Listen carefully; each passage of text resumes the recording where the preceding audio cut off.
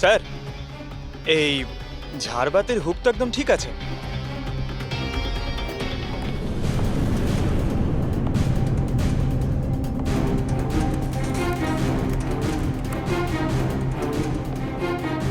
Sir এই দেখুন বেডরুমের CCTV footage.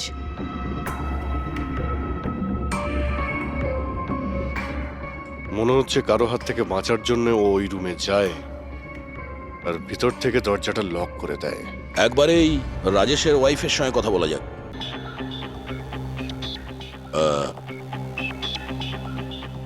Excuse me ma'am, এই রাজেশ ছাড়া ওই সিকিউরিটি কোড আর কে কে জানতো? রাজেশ ছাড়া এই কোডের ব্যাপারে আর কেউই জানতো না স্যার। এমনকি ও আমাকেও এই ব্যাপারে কোনোদিন কিছু বলেনি। স্যার, এই খুনি কোড কি করে জানলো? ও ভেতরে এলো কি করে? এক মিনিট, এটা তো ঠিক সেই রকমই যেটা বিজয়ের ঘরে ছিল। রাজেশের মডার্ন টেকনোলজির উপর খুব শখ ছিল। মেশিন, গ্যাজেট সবকিছুতেই সব সময় ও আপ টু ডেট থাকতো। এই বাড়িটাকে স্মার্ট হোমে পরিণত করেছিল ও। প্রত্যেকটা মেশিনকেই ওর ভার্চুয়াল অ্যাসিস্ট্যান্ট জ্যাকলিন অপারেট করতে জানতো। তার মানে আরো একটা কমন ব্যাপার আছে বিজয় আর রাজেশের মধ্যে, যেটা হলো টেকনোলজি। আমি একটা ম্যাগাজিনে পড়েছিলাম যে রাজেশ এই ব্যাপারটাকে সমর্থন করে যে মেশিন, অফিস আর ফ্যাক্টরি থেকে মানুষকে রিপ্লেস করে দেবে। আর মজুরদের ক্ষোভটাও এই বিষয় নিয়েই ছিল, বিজয়ের উপর। ম্যাডাম, অ্যাকাউন্ট ডিপার্টমেন্ট জানিয়েছে যে রাজেশ স্যার অ্যাকাউন্ট থেকে 50 কোটি টাকা কোথাও উধাও হয়ে গেছে। এক মিনিট, ওই 50 কোটি টাকা কোথায় গিয়েছিল? মানে কোনো পানামার অ্যাকাউন্টে? হ্যাঁ স্যার, কিন্তু আপনি কি করে জানলেন? এবার তো মনে হচ্ছে যে বিজয় আর রাজেশের খুনি একজনই, যে বড় লোকেদের টার্গেট বানাচ্ছে। ওকে যদি এখনই না ধরা যায় তাহলে হয়তো অনেকগুলো খুন হবে। চলো রঘুকে গিয়ে এটা বলি। চলো, চলে এসো, চলে এসো।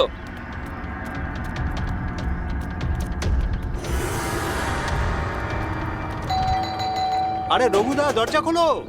আরে রঘুদা, রঘুদা, দরজাটা খোলো দরজা না। খোলো! রঘুদা, দরজা খোলো! রঘু ভাই! আরে রঘুদা, তাড়াতাড়ি তুমি এদিকে আসো না একবার। আরে কোনো বিপদ নয়, টাকা পেয়ে গেছি আমরা, টাকা।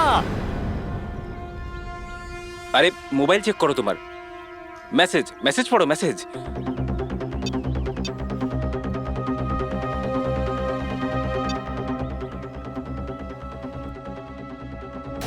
কোনো বিপদ নয়, টাকা পেয়ে গেছি আমরা, টাকা। মানে আরে মোবাইলটা চেক করো তোমার। 10 লাখ টাকা এসেছে আমার অ্যাকাউন্টে, কিন্তু কোথা থেকে? এই যে আমার অ্যাকাউন্টে কেউ 10 লাখ টাকা দিয়েছে? শুধু তোমার অ্যাকাউন্টেই নয় দাদা, আমাদের সবার অ্যাকাউন্টেই 10 লাখ টাকা ঢুকেছে। 10 লাখ! রঘুদা, আমরা তো বড় লোক হয়ে গেলাম। এবার না জীবনের সব স্বপ্ন পূরণ করব আমরা। আমি তো ঠিক করেই নিয়েছি দাদা, একটা দামি গাড়ি কিনবো। আমি আমার বউকে নিয়ে বিদেশে যেতে চাই। ব্যাস। এক মিনিট, অত লাফানোর মতো কিছু হয়নি। এতগুলো টাকা আমাদের অ্যাকাউন্টে এলো কি করে? আরে কি যায় আসে, যেখান থেকে হোক এসেছে। আমার ব্যাপারটা সুবিধের লাগছে না। আমার মনে হয় যে সিআইডি কে ফোন করা উচিত। কথায় আছে না, ওপরওয়ালা যখনই দেয় 2 হাত ভরে দেয়। এমনটাই হয়েছে বারোলিয়ায় অবস্থিত বস্তিতে থাকা কিছু শ্রমিকদের সাথে। গতকাল পর্যন্ত যেখানে এদের কাছে খাওয়ার জন্য কিছুই ছিল না, কিন্তু আজ সেই শ্রমিকদের অ্যাকাউন্টেই কোনো এক ভালো মানুষ 10 লাখ টাকা পর্যন্ত দিয়ে দিয়েছে। কিন্তু টাকাটা কোথা থেকে এসেছে, কে দিয়েছে, সেটা এখনো সঠিকভাবে কিছু বলা যাচ্ছে না। এবার আমরা চোখ রাখবো পরবর্তী বিশেষ খবরে। স্যার সব টাকাটাই শ্রমিকদের কাছে পানামা অ্যাকাউন্টটা থেকেই এসেছে। যা বাবা, 10 লক্ষ টাকা! সে যেই হোক, সে প্রথমে বিজয় আর রাজেশকে খুন করেছে, আর তারপরে ওদেরই টাকা, মানে বিজয় আর রাজেশের টাকা গরিবদের কাছে বিলিয়ে দিয়েছে।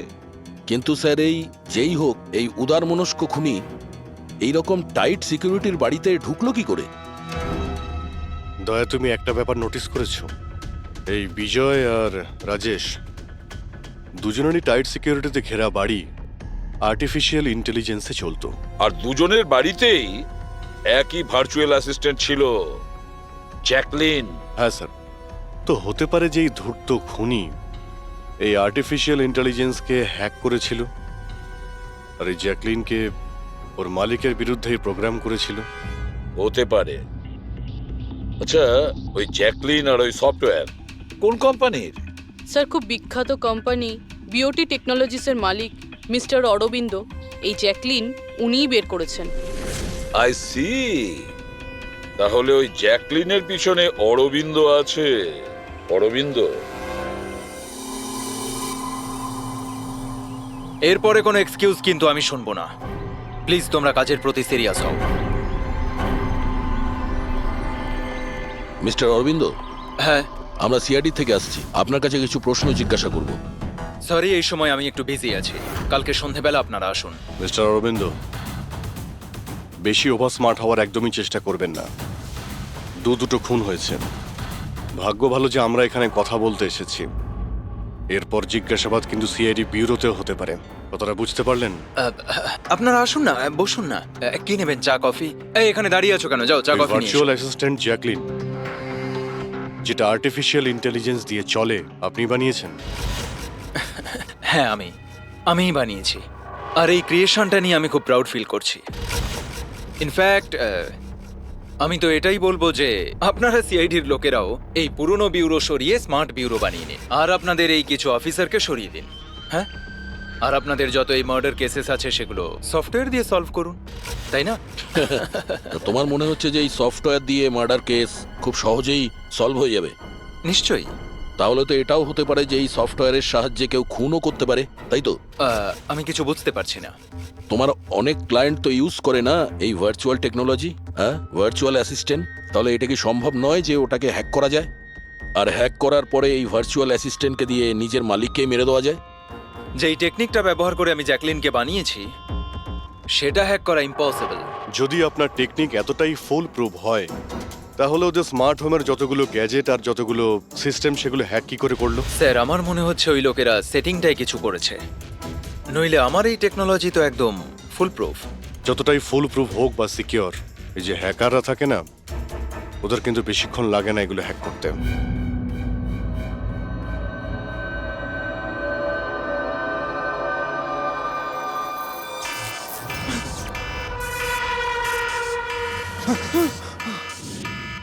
Security alarm! বাড়িতে নিশ্চয়ই চোর ডাকাত ঢুকেছে। কি কি করি এবার?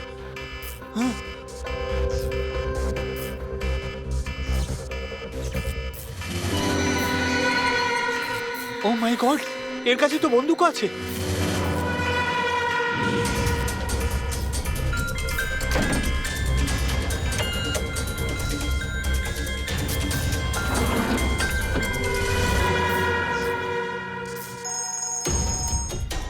হ্যালো, কি? ঠিক আছে, আমরা এক্ষুনি ওখানে পৌঁছচ্ছি। JKH সিক্রেট অ্যালার্ম কোম্পানির ফোন ছিল। মনে হচ্ছে এনার মহান টেকনোলজি আবার হ্যাক করা হয়েছে। হতে পারে ওই বিখ্যাত জার্নালিস্ট সঞ্জীব, ওর বাড়ি থেকেও ঢুকে গেছে।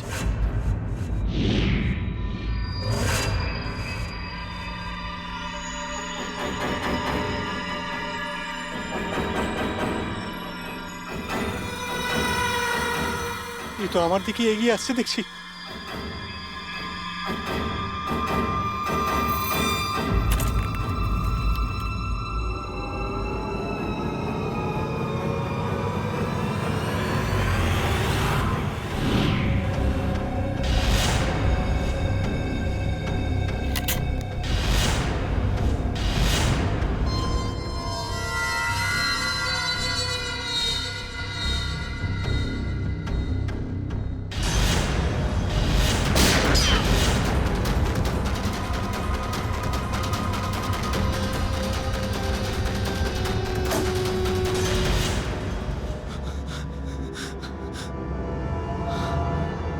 সিআইডি?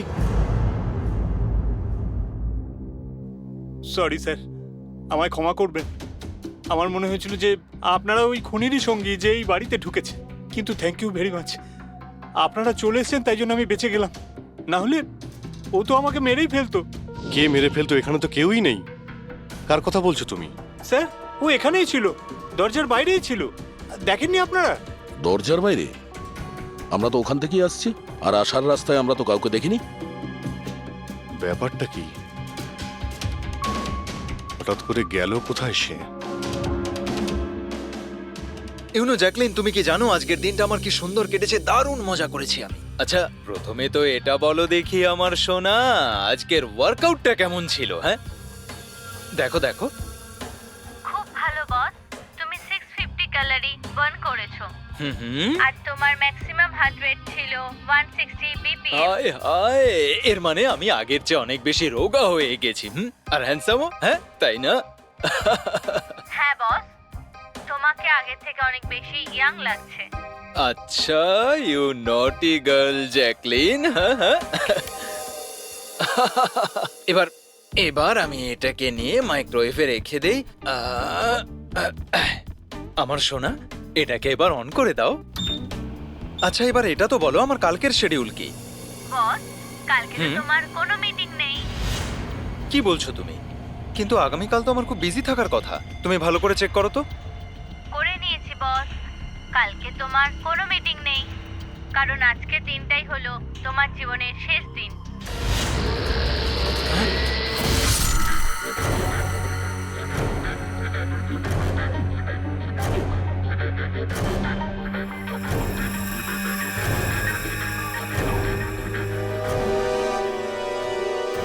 উনি খুব সাংঘাতিক প্ল্যান করেছিল।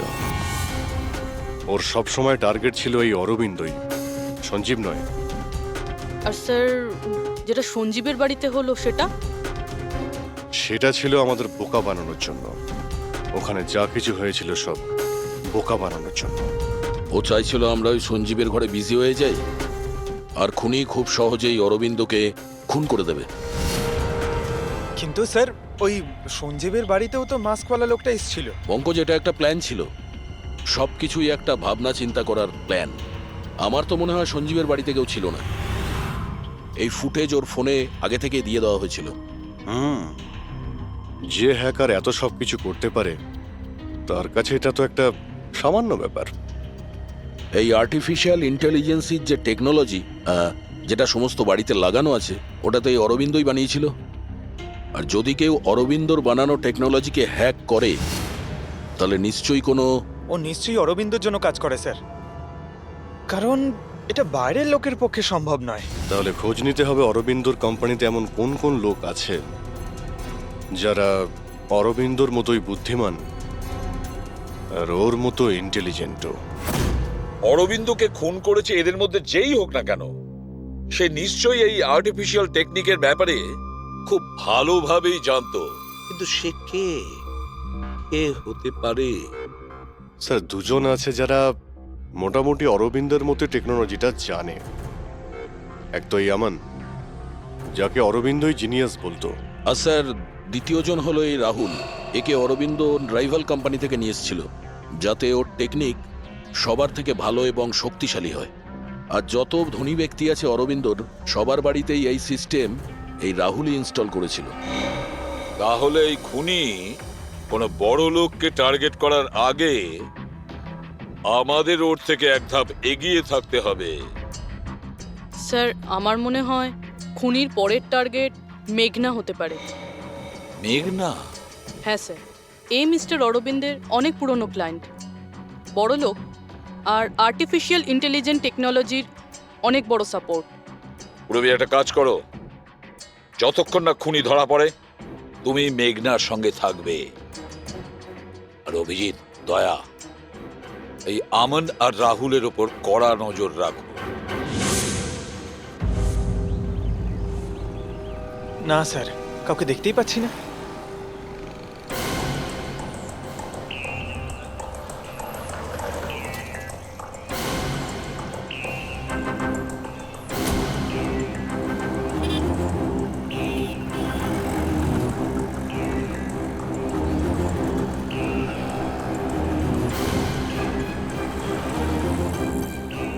স্যার, রাহুল।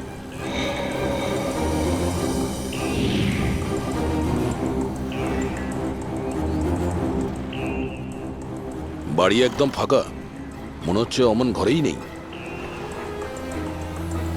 চলো ভেতরে গিয়ে দেখি।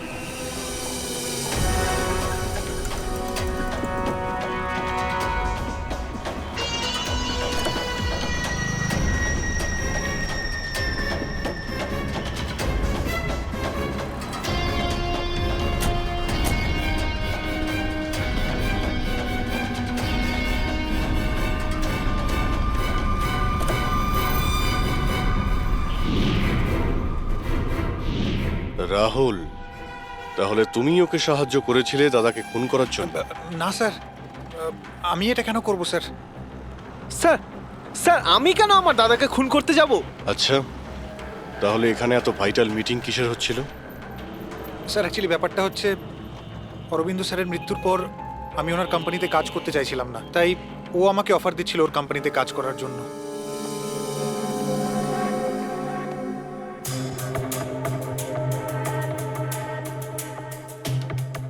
স্যার এখানে একবার দেখুন, 1 2 3 4 5 5টা মনিটর স্যার। মনে হচ্ছে কম্পিউটারটা খুব হাইফাই স্যার। দেখি এই শক্তিশালী কম্পিউটারে কি কি ডেটা লুকিয়ে আছে।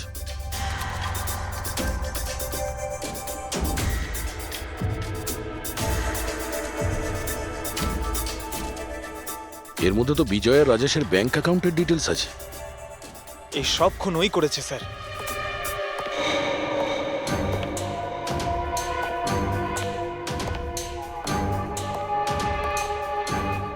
নমস্কার।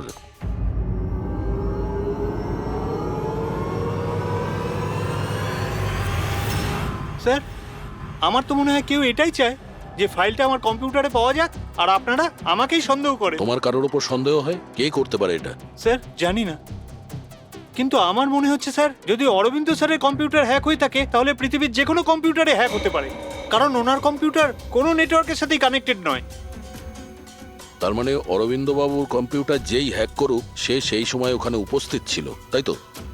ইয়েস স্যার, কিন্তু বুঝতে পারছি না অরবিন্দ স্যারের পার্সোনাল অফিসে যাওয়ার পারমিশন কারোরই ছিল না, এমনকি আমি নিজেও সেখানে কখনো যাইনি।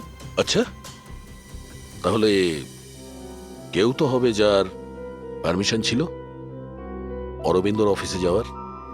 হ্যাঁ স্যার, ওর নাম প্রিয়া। প্রিয়া? কোথায় থাকে ও?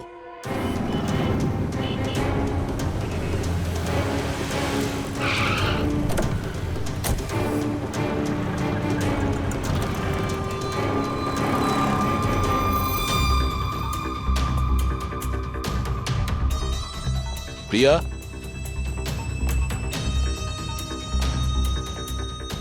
প্রিয়া?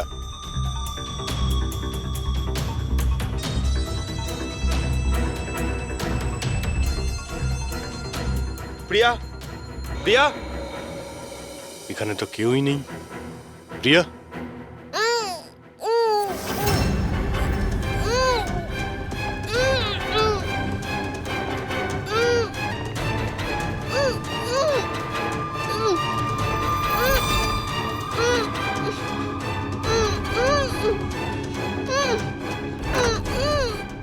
প্রিয়া? প্রিয়া?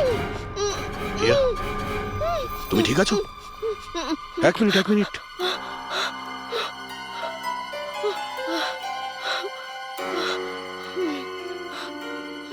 কে কে করেছে এইসব? হ্যাঁ,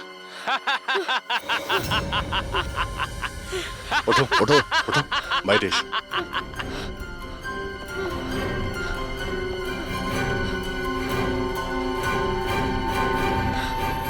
কে?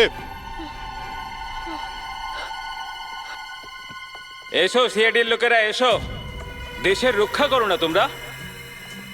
তোমাদের আর আমার মধ্যে একটা জিনিসের মিল আছে, আমিও কাউকে রক্ষাই করছি, সেই সব গরিব অসহায় মানুষদের যাদের আশাহীন জীবনে বিষ গুলে এই বড়লোক মানুষেরা নিজেদের বিলাসবহুল অট্টালিকা তৈরি করেন।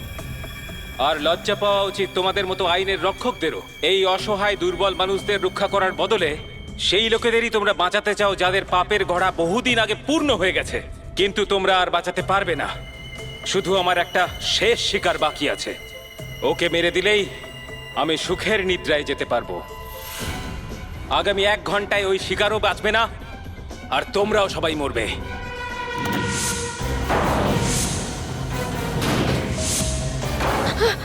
আরে এসব কি হচ্ছে?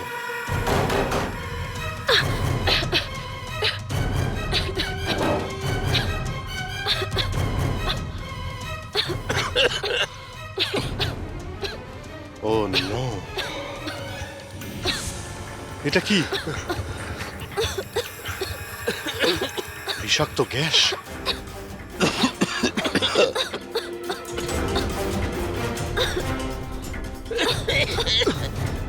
স্যার,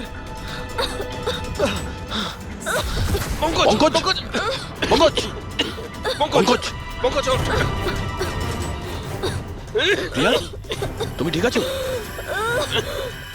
বাইরে যাওয়ার তো কোনো রাস্তাও দেখতে পাচ্ছি না।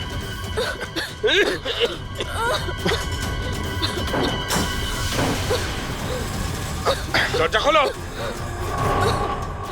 সমস্ত দরজা অটোমেটিক মনে হচ্ছে। কিচেনে গিয়ে দেখো সিলিন্ডার আছে কিনা। বুঝে গেছি স্যার।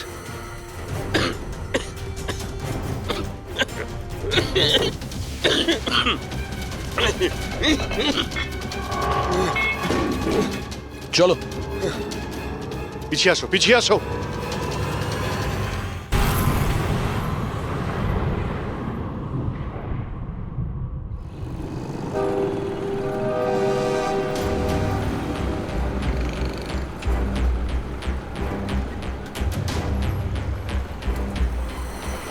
লিসেন এভরিওয়ান, তোমাদের সবার মনে আছে তো আমাদের কিন্তু এই অ্যাসাইনমেন্টটা মান্থ কমপ্লিট হওয়ার আগেই করতে হ্যাঁ হবে। মেঘনা ম্যাডাম। ওকে? কিসের আওয়াজ এটা? আরে এই আওয়াজটা কোথা থেকে আসছে?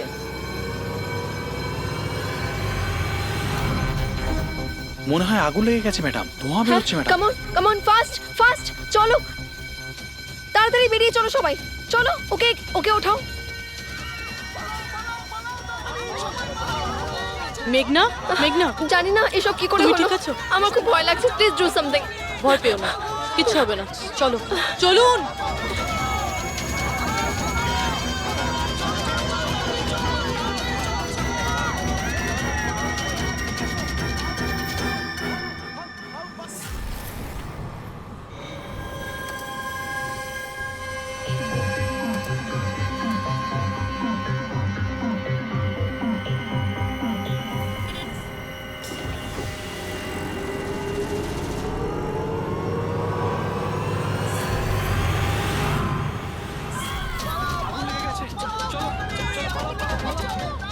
চলুন। মেঘনা, মেঘনা, সবাই সাবধানে এসো। মেঘনা, কেউ মেঘনাকে দেখেছো? না, দেখিনি।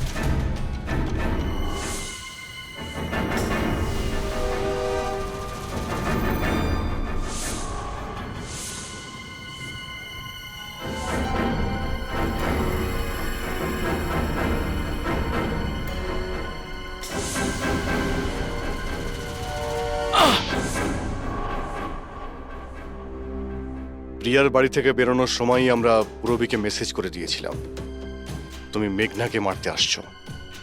আর তুমি ভাবছিলে যে আমরা সবাই মারা গেছি? কিন্তু কম্পিউটার ফুটেজ আমি নিজে চেক করেছিলাম, মেঘনা ওখানে একাই ছিল। কিন্তু আপনারা যেভাবে তুমি সিকিউরিটি সিস্টেম হ্যাক করতে পারো আমরাও করতে পারি। তুমি নকল ফুটেজ দেখেছিলে, তোমার মিষ্টি আমরা তোমাকেই খাইয়েছি। যখন তুমি ওই নকল ফুটেজটা দেখছিলে তখন আসল ক্যামেরাটা ডিসেবল করা ছিল, আর সেই মুহূর্তেই আমরা সেফলি মেঘনাকে বিল্ডিং থেকে বার করে দিয়েছি। এখন বলো কেন করেছো এসব? হ্যাঁ, কেননা ঘৃণা করি আমি এই টেকনোলজিকে।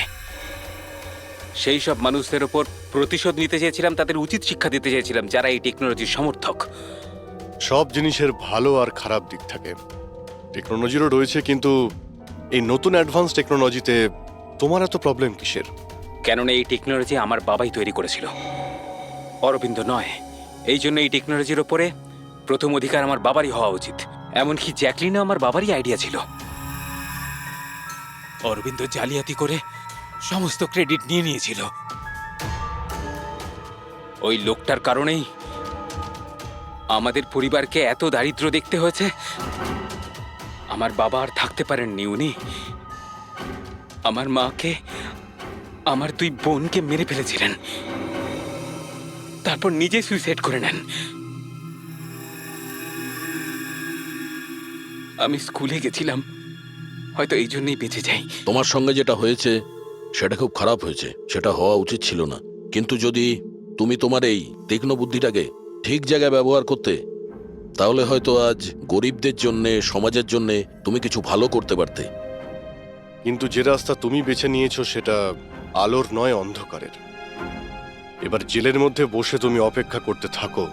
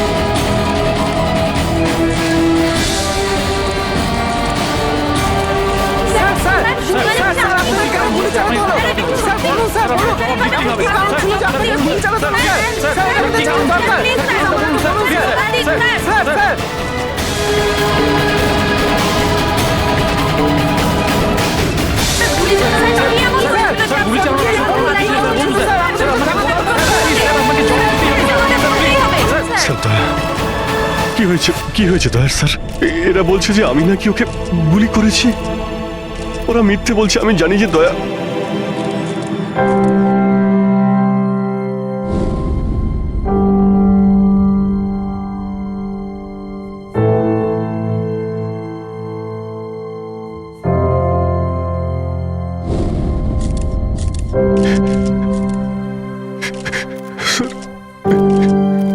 স্যার আমি জানি না স্যার আমি কখন।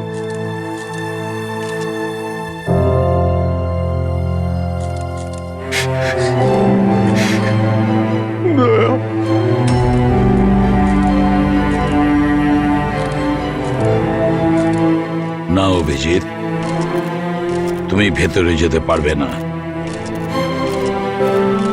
তুমি দয়ার প্রাণ নিয়েছো, তোমাকে আমরা গ্রেপ্তার করছি।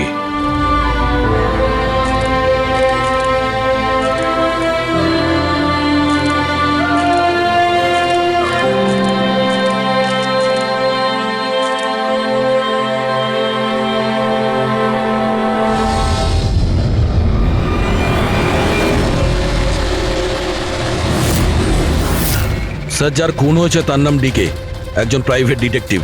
ওর কাজের লোক লাশটা দেখেছে সকালে।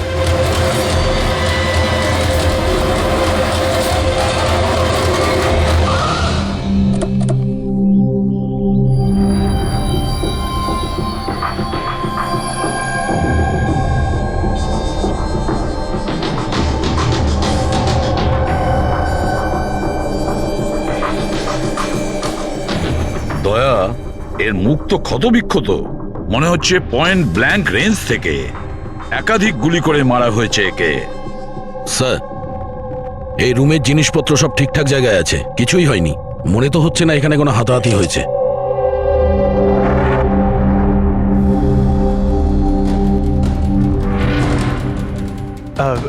স্যার, স্যার এই কাভার্ড আর লকার তো খোলা আছে, আর সব জিনিসপত্র নিজের জায়গায় আছে। দেখে তো মনে হচ্ছে যে কেউ এতে হাতই দেয়নি।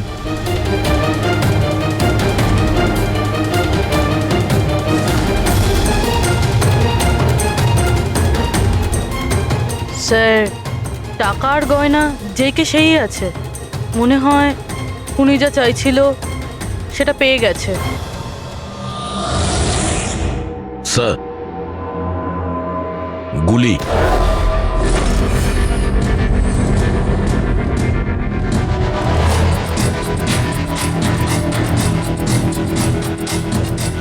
তিনটে গুলি চলেছে দয়া।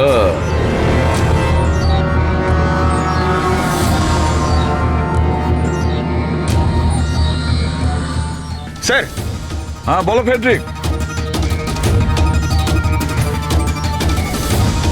স্যার, এই জানলাটার কাঁচ সরানো হয়েছে, তার মানে খুনি এখান থেকেই পালিয়েছে। হ্যাঁ, একটা কাজ করো ফেডরিক, এখান থেকে ফিঙ্গারপ্রিন্ট তোলো।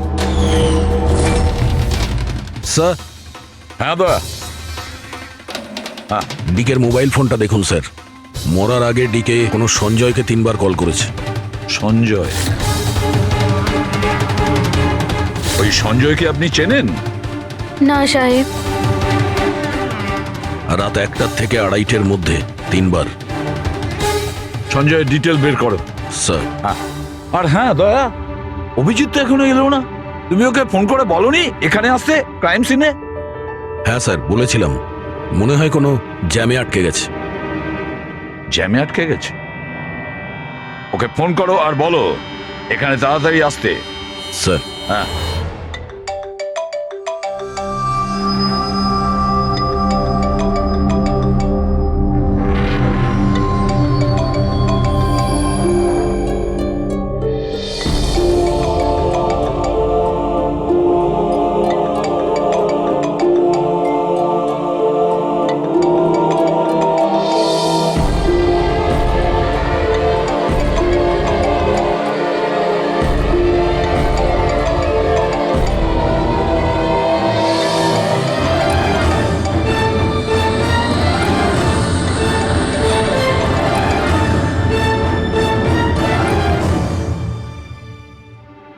হ্যাঁ দয়া, অভিজিৎ কি বলছে? কোথায় ও? স্যার, মানে ওর শরীর খুব একটা ভালো না স্যার। ও ডাক্তারের কাছে যাবে, তারপর ওখান থেকে সোজা বিউরোতে যাবে। কোনো প্রবলেম আছে? না স্যার, কোনো প্রবলেম নেই। বুঝতে পারছি না, অভিজিৎ দিল্লি থেকে আসার পর কেমন অদ্ভুত আচরণ দেখছি ওর মধ্যে।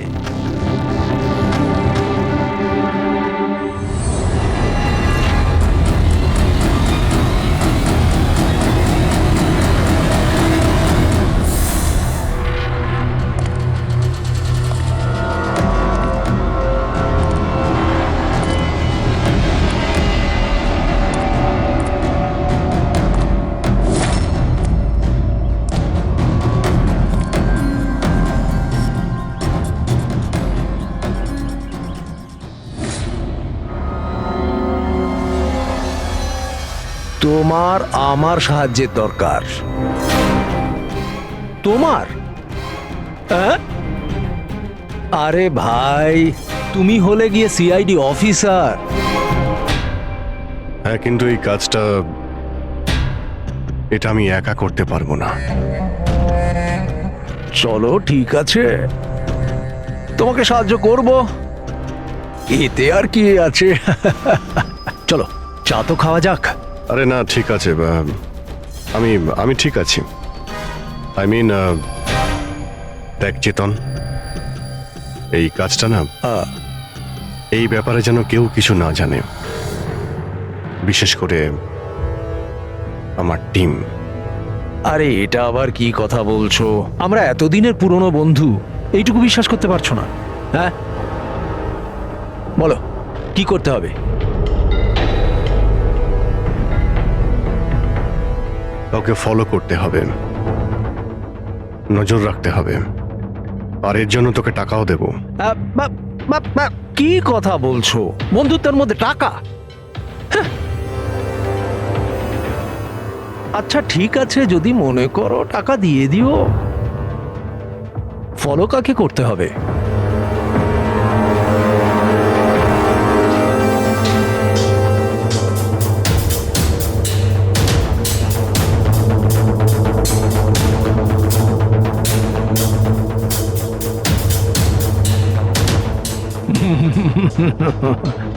অভিজিৎ, মনে হচ্ছে তুমি ভুল করে ভুল ছবি দিয়ে দিয়েছো।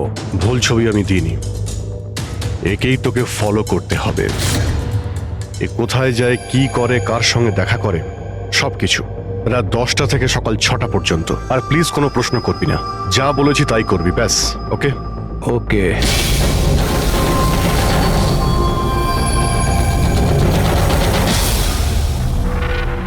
হয় অভিজিৎ পাগল হয়ে গেছে,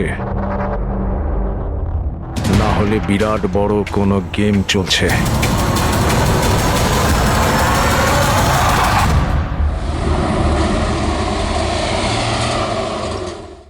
কি কি বলছেন? ও খুন হয়ে গেছে? মরার আগে ডিকে শেষবার ফোনে আপনার সঙ্গে কথা বলেছিল মাঝরাতে। কি কথা হয়েছিল আপনাদের মধ্যে? আমার কথাতে একজনের উপরে নজর রাখছিল, কোনো প্রমাণ পেয়েছিল, সেই জন্য আমাকে ফোন করেছিল। হায়ার করেছিলেন কেন? আমার বস মন্দিরা ম্যাডামের জন্য। মন্দিরা? কুমার জুয়েলার্সের ওনার, বিখ্যাত পেজথি সেলিব্রিটি। আশা করি আপনারা ওই দিল্লির কেসটার ব্যাপারে নিশ্চয়ই জানেন বোধহয়। ও হো হো হো হো, মন্দিরা কুমার, মন্দিরা দেবী। ওনার বিরুদ্ধে তো ওনার স্বামী, শ্বশুর, শাশুড়ি আর কেয়ারটেকারকে মারার অভিযোগ আছে, তাই না? ঠিক বলেছেন। কিন্তু সঠিক প্রমাণ না থাকার কারণে কোর্ট মন্দিরা দেবীকে ছেড়ে দেয়। আর তার কিছুদিন বাদেই মন্দিরা দেবীর পার্সোনাল অ্যাসিস্ট্যান্ট ঈশানা আত্মহত্যা করে নেয়।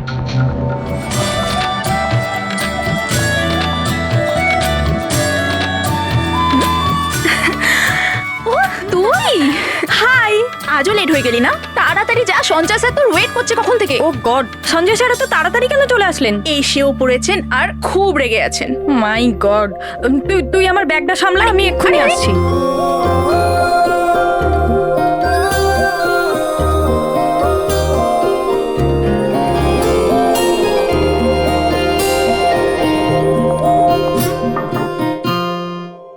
মে I come in sir? Come in.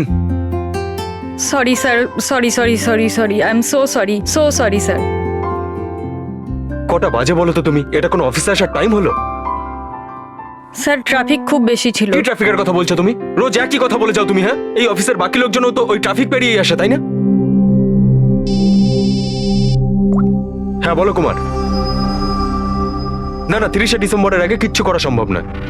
আরে তুমি তো এটা জানো যে 30শে ডিসেম্বরে মন্দিরা ম্যাডামের একটা ইভেন্ট রয়েছে মুম্বাইতে, তার আগে কিছুই করা সম্ভব নয়। হ্যাঁ হ্যাঁ।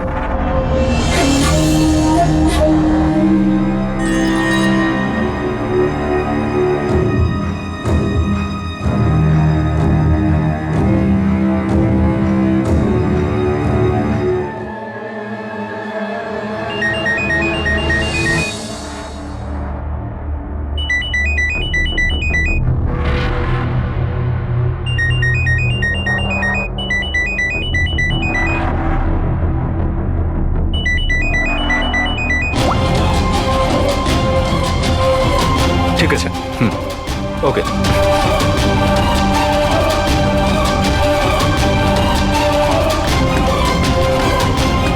কি হলো? হ্যাঁ, কি হয়েছে নাকি?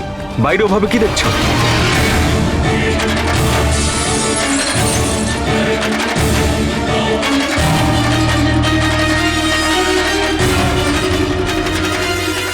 আমারই কেবিনের জানলা দিয়ে ঝাঁপ মেরে আত্মহত্যা করেছিল।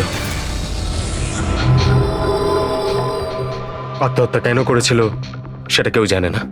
আচ্ছা, মন্দিরা দেবী ডিকে কে কার ওপর কড়া নজর রাখতে বলেছিলেন? ওনার প্রাণ সংশয় রয়েছে। ডিকে সেটাই খোঁজ করার চেষ্টা করছিল। প্রাণের ভয় কার থেকে? আসলে কোর্ট থেকে ছাড়া পাওয়ার পরে কেউ ম্যাডামকে হুমকি দিচ্ছিল। আচ্ছা, শুধু ওই হুমকিটা ফোনেই কি? হ্যাঁ, ফোনের মধ্যেই অচেনা নাম্বার থেকে আর টাইপ করা চিঠি পাঠিয়ে। আসলে ম্যাডাম পুলিশের চক্করে দ্বিতীয়বার পড়তে চাননি, সেই জন্য ডিকে হায়ার করেছিলেন উনি। তো কিছু জানতে পেরেছে ডিকে? ওর হাতে কিছু প্রমাণ তো এসেছিল, কিন্তু ও সেটা পেন ড্রাইভে সেভ করে রেখেছিল। ওই পেন ড্রাইভটাও আমাকে দিতে চেয়েছিল, সেই জন্যই দিল্লি থেকে মুম্বাই এসেছিলাম আমি। কিন্তু ডিকের বাড়িতে ওর লকারটা খোলা ছিল। আচ্ছা, ওই লকার থেকে পেন ড্রাইভটা চুরি হয়ে যায়নি তো? হতে পারে দয়া। ওর বাড়িতে আমরা একটা ল্যাপটপও পেয়েছি স্যার, হয়তো ওর থেকে কিছু জানা যাবে। মন্দির এটা কি করে করতে পারলো? পুরো অ্যাকাউন্টটাই বন্ধ করে দিল। নিজেকে কি মনে করেন উনি? সবকিছু কি ওনার ইচ্ছা মতো হবে নাকি? এনারা কারা? সিআইডি। আমরা ওই মানে সঞ্জীবের সঙ্গে দেখা করতে এসেছি। আপনারা দুজন কে? স্যার, ইনি কায়রা, মিস্টার কুমার, মন্দিরা ম্যাডামের মেয়ে। ও স্যার, আর ইনি ম্যাডামের রিলেটিভ মিস্টার সুবীর। আমরা মন্দিরা ম্যাডাম আর ওর ফ্যামিলির সঙ্গে কবে দেখা করতে পারবো? কারণ ওদের প্রাণ রক্ষা করার দায়িত্ব এখন আমাদের ওপর।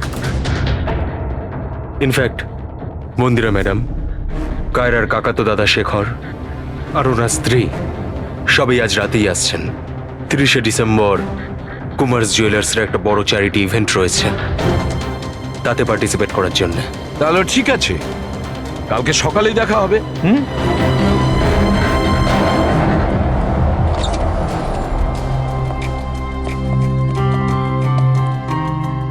এসব কি হচ্ছে? সিআইডি আমাদের পার্সোনাল ব্যাপারে ঢুকছে কেন?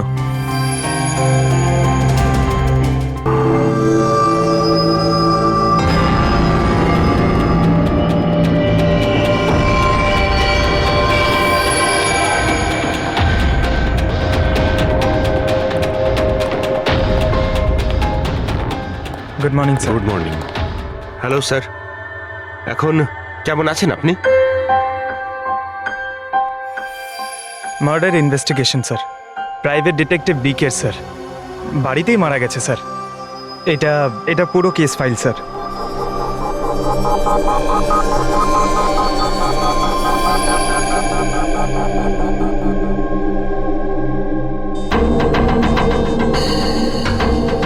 স্যার, এই ছবিগুলো ওর বাড়ির ছবি, এগুলো ওরই বাড়ির ছবি এটা।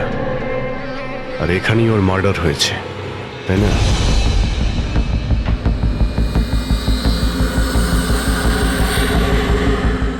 হ্যাঁ, এখানেই ওর মার্ডার হয়েছে।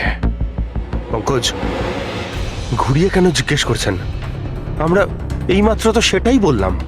সেটাই তো স্যার, মনে হচ্ছে ওনার শরীর এখনো ঠিক হয়নি, কোনো গন্ডগোল মনে হচ্ছে স্যার।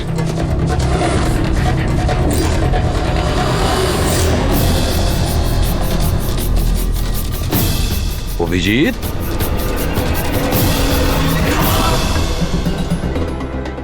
Good morning sir. কি হয়েছে তোমার? হ্যাঁ, কোন জগতে ছিলে?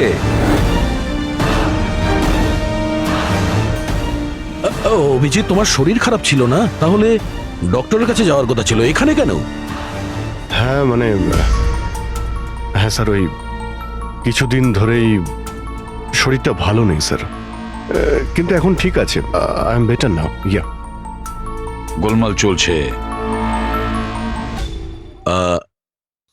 স্যার, ডিকে সঞ্জয়কে যে পেন ড্রাইভটা দিতে যাচ্ছিল, ওর যে ডেটা আছে ওগুলো উদ্ধার করার যে একটা উপায় আছে স্যার। পেন ড্রাইভ তো পাওয়া যায়নি তো, হ্যাঁ? তাহলে ডেটা কোথা থেকে পাবে? স্যার আছে না, একটা উপায় আছে। ওই আমরা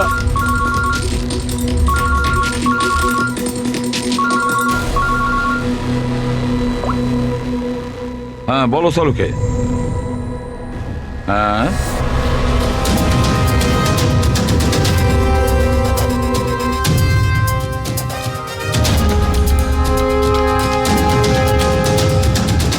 দয়া স্যার,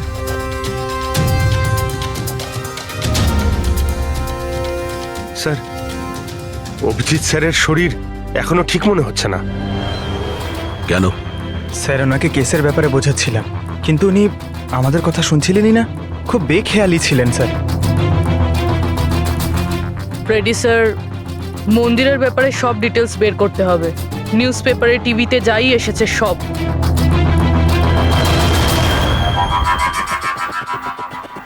বাড়িতে ঢোকার একটাই রাস্তা আছে, মেন গেট।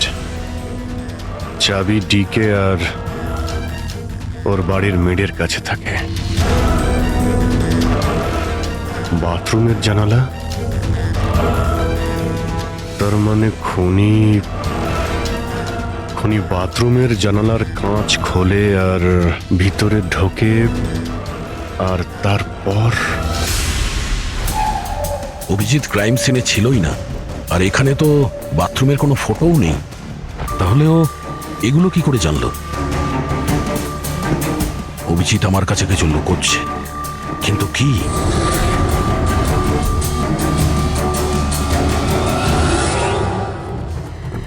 ডিকের কম্পিউটার থেকে যে ডেটাগুলো ডিলিট হয়েছে সেটা ওর অনলাইন অ্যাকাউন্ট থেকে বের করা যেতে পারে। বাস একবার এই পাসওয়ার্ডটা ম্যাচ হয়ে যাক।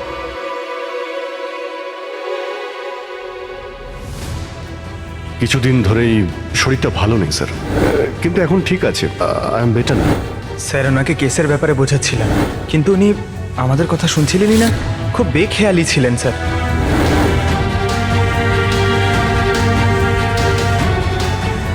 Yes sir, sir password match হয়ে গেছে।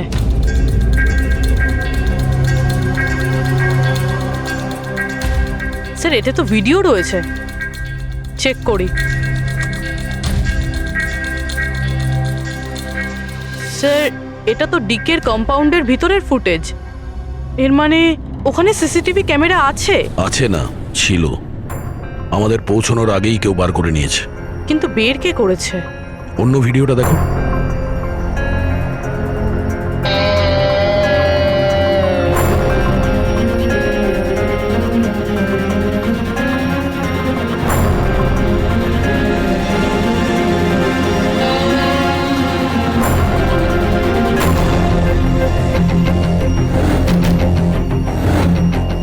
এটা কি করে সম্ভব?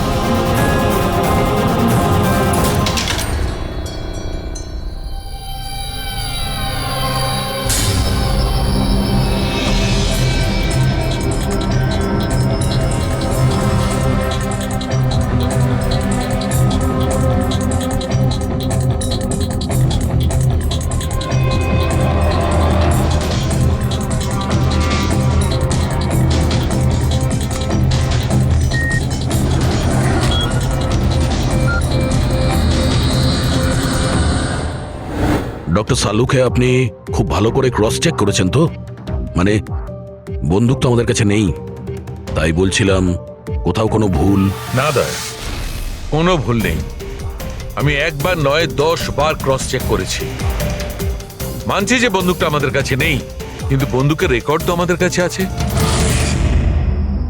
সেই গুলিটা যা দিয়ে ডিকে মারা হয়েছে, সেই গুলিটা ওর বন্দুক থেকেই চলেছিল। গুলির প্যাটার্ন, গুলির উপর লেগে থাকা চিহ্ন, সবকিছু এইটাই প্রমাণ করছে যে সেটা অভিজিতেরই বন্দুক। স্যার, স্যার গুলি অভিজিতের বন্দুক থেকে চলেছে, কিন্তু তার মানে তো এটা নয় যে অভিজিৎ গুলিটা চালিয়েছে। এক্স্যাক্টলি স্যার, সেই কারণে আমি এই কথা এসিপি স্যারকে বলিনি, শুধুমাত্র আপনাদের সঙ্গে কথা বলেছি, যাতে আমি এই মামলা সুরাহা করতে পারি। কি তুমি এই কথাটা এসিপি কে জানাওনি? কি বলবো স্যার, কি বলবো ওনাকে? যেখানে আমার বিশ্বাস হচ্ছে না, তাহলে ওনাকে কি বলবো? তুমি যদি এই কথাটা বিশ্বাসই না করবে তাহলে ফোন করে আমাকে কেন জিজ্ঞাসা করেছিলে? যে বন্দুক থেকে ডিকে কে মারা হয়েছে সেই বন্দুকটা অভিজিতের না? কি এমন ছিল যার জন্য তুমি অভিজিৎকে সন্দেহ করেছিলে? কি ছিল ওটা? এই কারণে ডক্টর, যখন আমরা একটু পিছিয়ে দাও।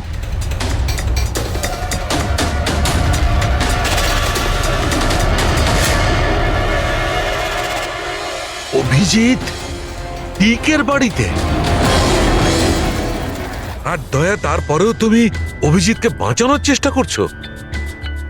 দেখো দয়া, অভিজিৎ আর তোমার বন্ধুত্বকে আমি খুবই শ্রদ্ধা করি, তার কদরও করি, কিন্তু ডিউটি, নিজের দায়িত্ব, সব সম্পর্ক সব বন্ধুত্ব থেকে বড় হয় না। আর এই কথাটা নিশ্চয়ই আমি তোমাকে বুঝিয়ে বলতে যাব না। স্যার পোক্ত কোনো প্রমাণ ছাড়া অভিজিৎ স্যারকে সন্দেহ। এটা প্রমাণ নয় তো কি পুরবি? অভিজিৎ ডিকের বাড়িতে ঢুকেছিল, এটা যদি প্রমাণ নয় তো কি পুরবি? অভিজিৎ স্যার ডিকের ঘরে গেছিল সেটা আমরা দেখেছি, কিন্তু উনি ডিকেকে মেরেছেন এটা তো আমরা দেখিনি। স্যার এটাও তো হতে পারে ওনার বন্দুক দিয়ে ডিকেকে অন্য কেউ মেরেছে। হতেই পারে, এটা হতে পারে যে অভিজিতের বন্দুক দিয়ে ডিকে কে অন্য কেউ মেরেছিল, কিন্তু এই অবস্থায় অভিজিতের বন্দুকটা অভিজিতের কাছে থাকার কথা নয়। তোমাদের কি অভিজিৎ এ কথা বলেছে? ও কি বলেছে যে ওর বন্দুকটা হারিয়ে গেছে? বন্দুক হারিয়ে যাওয়ার কোন রিপোর্ট দেখিয়েছে? ও সব সময় তোমাদের সঙ্গে ছিল, কিন্তু ও কি বলেছে যে অদ্ভুত পোশাক পরে ডিকের ঘরে কেন ঢুকেছিল, আর তাও বাথরুমের কাঁচ ভেঙে? বলো বলো। স্যার আপনার এই সমস্ত প্রশ্নের উত্তর আমি অভিজিৎকে জিজ্ঞাসা করব, কিন্তু ততক্ষণের জন্য এসিপি স্যারকে আপনি কিচ্ছু বলবেন না। দেখো তোমরা এই ব্যাপারটা সামলে নাও, কিন্তু ব্যাপারটা আমার ভালো লাগছে না। Please doctor, please. ঠিক আছে, কাল সকাল পর্যন্ত। দয়া, আমি কাল সকাল পর্যন্ত তোমাদের সময় দিচ্ছি। হয় তোমরা সত্যিটা আবিষ্কার করো, নয় এই সমস্ত কথাটা নিজে এসিপি কে বলে দাও। তুমি যদি এসিপি কে কথা না জানাও, তাহলে আমি নিজে প্রদ্যুম্নকে এই সমস্ত ব্যাপারটা বলবো।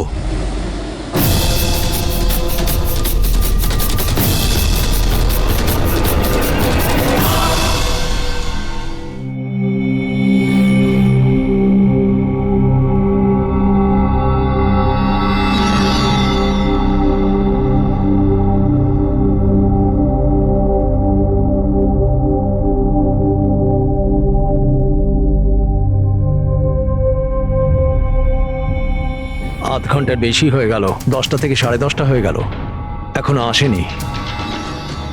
সারা রাত মনে হয় অপেক্ষা করতে হবে।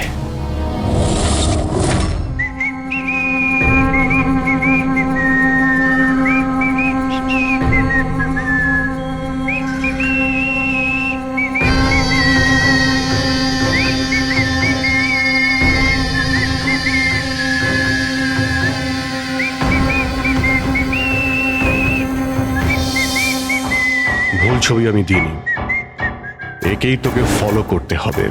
এ কোথায় যায়, কি করে, কার সঙ্গে দেখা করে, সবকিছু। রাত 10টা থেকে সকাল 6টা পর্যন্ত। এটা অভিজিৎ?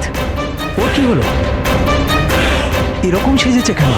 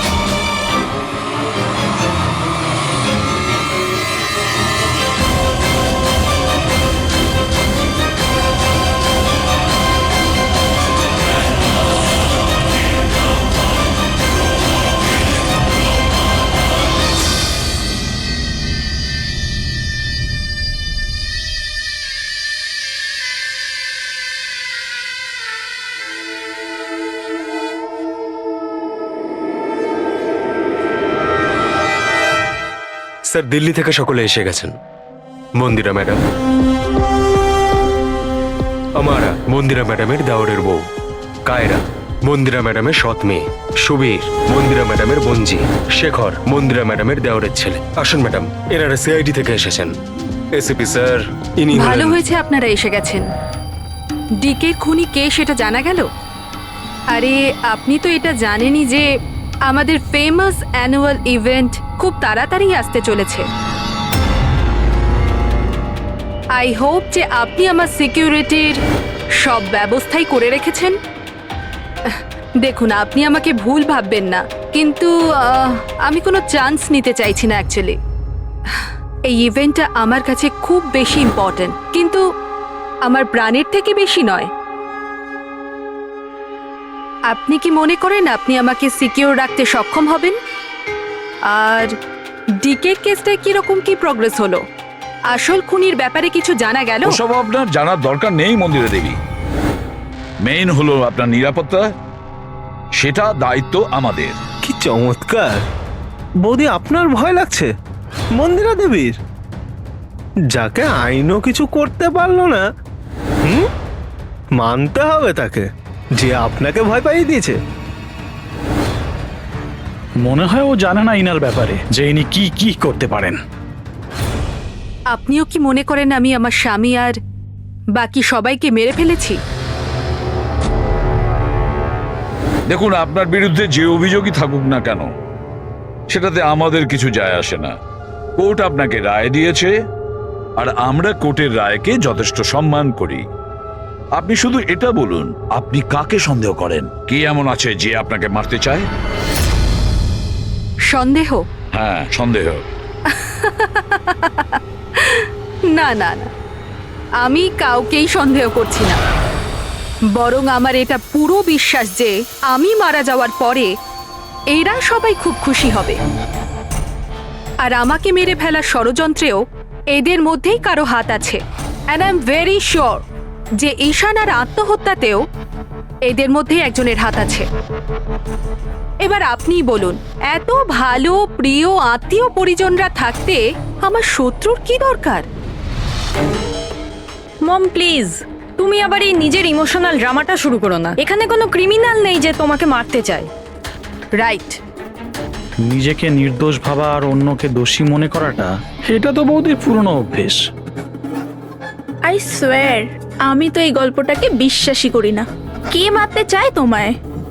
আর কারা হুমকি দিচ্ছে? কোথায় আছে সে হুমকি দেওয়া লেটারগুলো?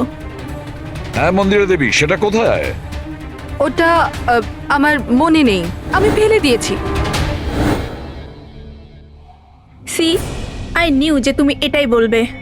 So convenient. ব্যাস, অনেক হয়েছে। আপনারা একে অপরকে দোষারোপ করা বন্ধ করুন। তবে একটা কথা খুব ভালো করে মনে রাখবেন, আমরা সবাইকে সন্দেহ করি। তাই সবাইকে বলছি, তার মানে হলো আপনাদের সবাইকে সন্দেহ করি, আপনাদের সবাইকে। আর একটা কথা, আমাদের পারমিশন ছাড়া আপনারা এই শহর ছেড়ে যেতে পারবেন না। কেউ শহর ছেড়ে যাবেন না। আর যদি দরকার পড়ে আমরা দ্বিতীয়বার তাকে ডেকে নেব। Thank you very much. Thank you.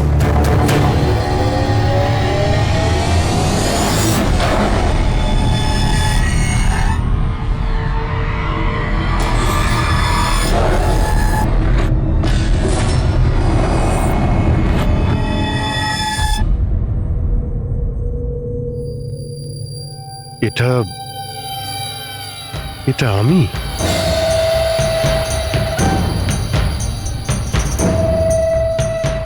এই পোশাক পরে ঘুরছিলাম? এই পোশাক তো রোজ আমার ওয়াশিং মেশিনে ধোয়া হয়।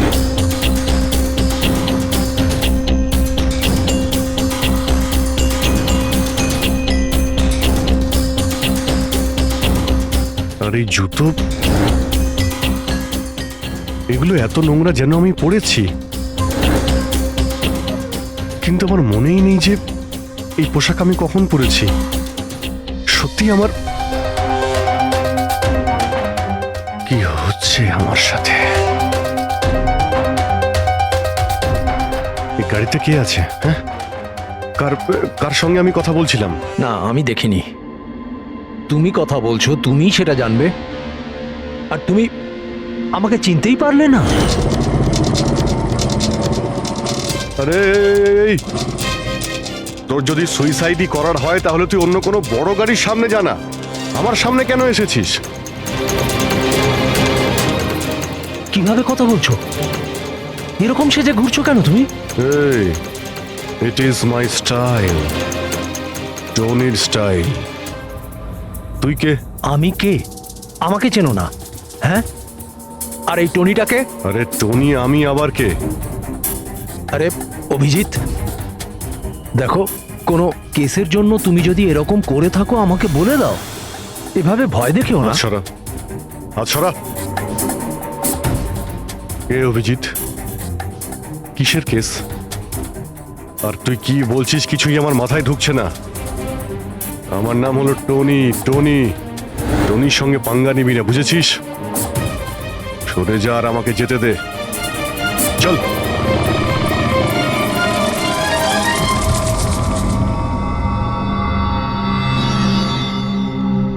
এই অভিজিৎ নিজেকে টনি কেন বলছে? টনি? কে টনি? সত্যি তোমার কিছুই মনে নেই? না, আমার কিছুই মনে নেই, সত্যি বলছি আমি। তার মানে তুমি গাড়িতে ওদের সাথে কথা বলছিলে, তারপরে তুমি গেস্ট হাউসের ভেতরে গেলে। Guest house? হ্যাঁ, তার কিছুক্ষণ পরে তুমি বাইরে এলে। আমি গেস্ট হাউসের ভিতরে গেলাম? ভিতরে গিয়ে আমি কি করলাম? হ্যাঁ, তুই দেখেছিস কিছু করেছিলাম আমি? আমি কি করে দেখবো? আমি তো বাইরে ছিলাম না। সব কি হচ্ছে? আমাকে ওখানে যেতে হবে। কোথায়? গেস্ট হাউসের নাম কি? হ্যাঁ,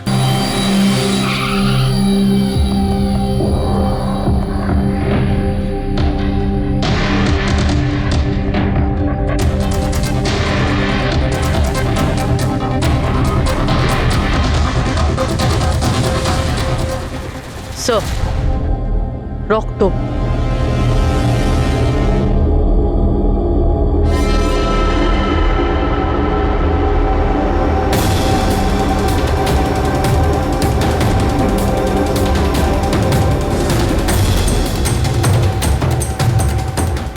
অভিজিৎ,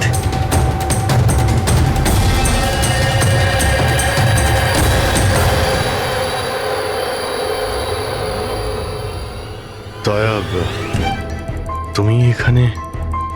তোমার ফোন ট্র্যাক করে, আর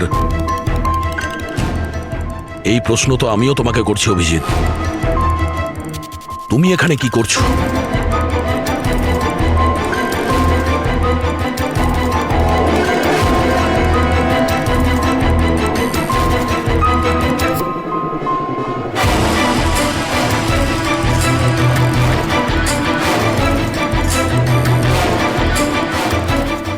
না, এটা আমি আমি আমি বলছি দয়া, এখানে কি হয়েছিল?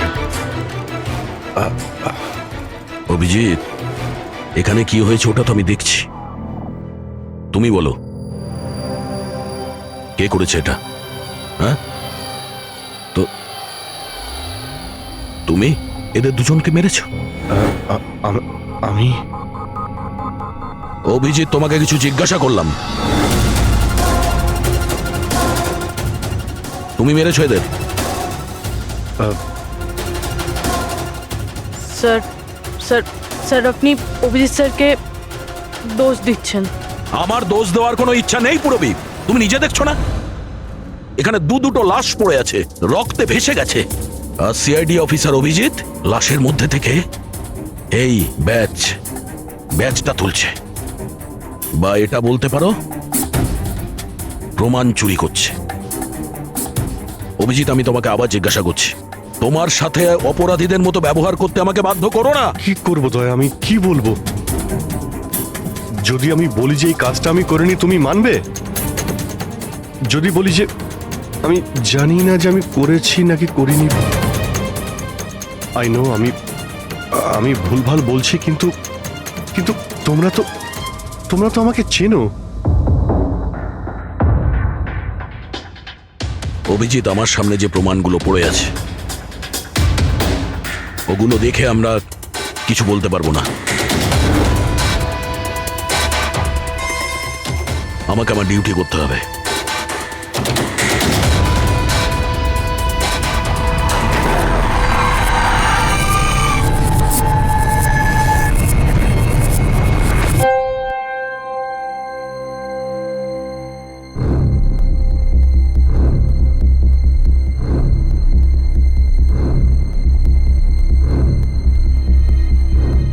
অভিজিৎ, এতক্ষণ ধরে একের পর এক জিজ্ঞেস করে যাচ্ছি তোমাকে, কিন্তু কোনো উত্তর দিচ্ছ না তুমি। হ্যাঁ, তুমি জানো তোমার ওপর কি অভিযোগ আছে? মাথায় কিছু ঢুকেছে? স্যার, ওই এক মিনিট, ব্যাস। তোমার কাছে এটা আশা করিনি।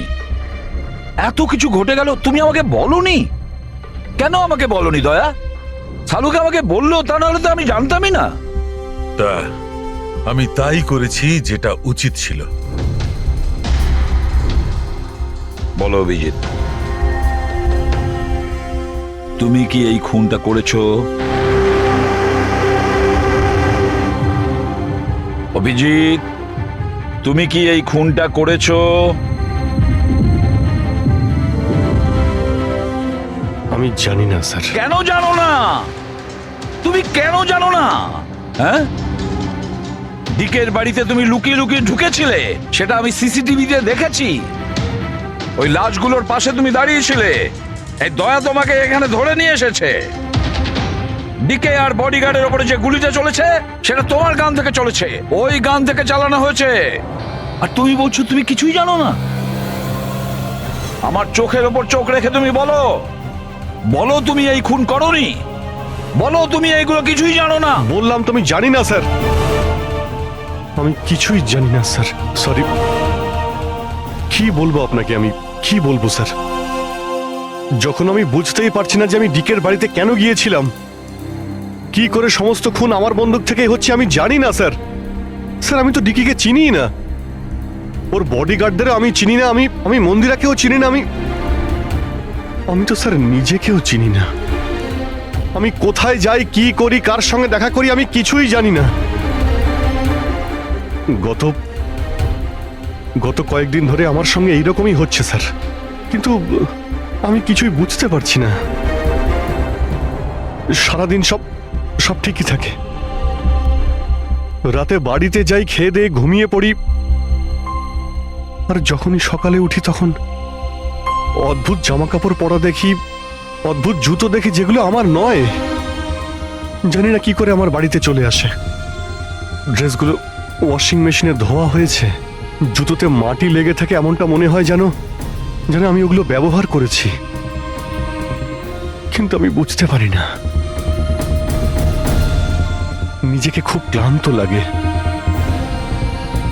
এমন মনে হয় যেন আমি সারা রাত জেগেছিলাম, অথচ আমি কি করেছি আমার কিছুই মনে থাকে না। মনে হয় প্রতিদিন আমার 6 থেকে 7 ঘন্টা হারিয়ে যাচ্ছে, যার ব্যাপারে আমি কিছুই জানি না। আপনি বলছেন আমি ডিকের বাড়িতে গিয়েছিলাম, হতে পারে, কিন্তু আমি জানি না। আমি ডিকে আর ওর বডিগার্ডদের মেরেছি কিনা আমি জানি না। আমি মন্দিরাকে মারার চেষ্টা করেছি সেটাও আমি জানি না। আমি কি করেছি, কেন করেছি, আমি কি করতে চলেছি, আমি কিছুই জানি না স্যার, আমি কিছুই জানি না।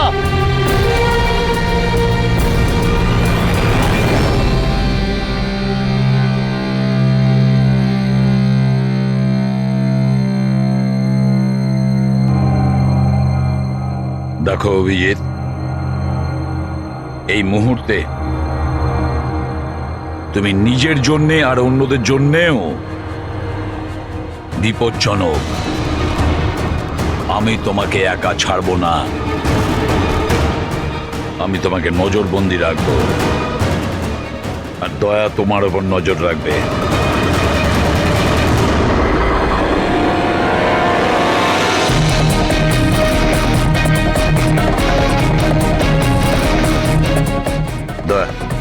স্যার,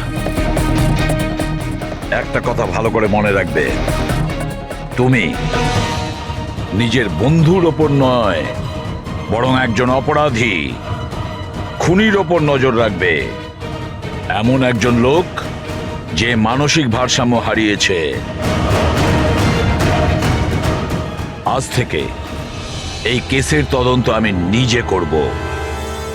আর তুমি অভিজিৎকে আটকাবে কোনো অপরাধ করা থেকে। আর তার জন্য যদি অভিজিতের ওপর গুলিও চালাতে হয়, তাও তুমি চালাবে। Is that clear? Yes sir.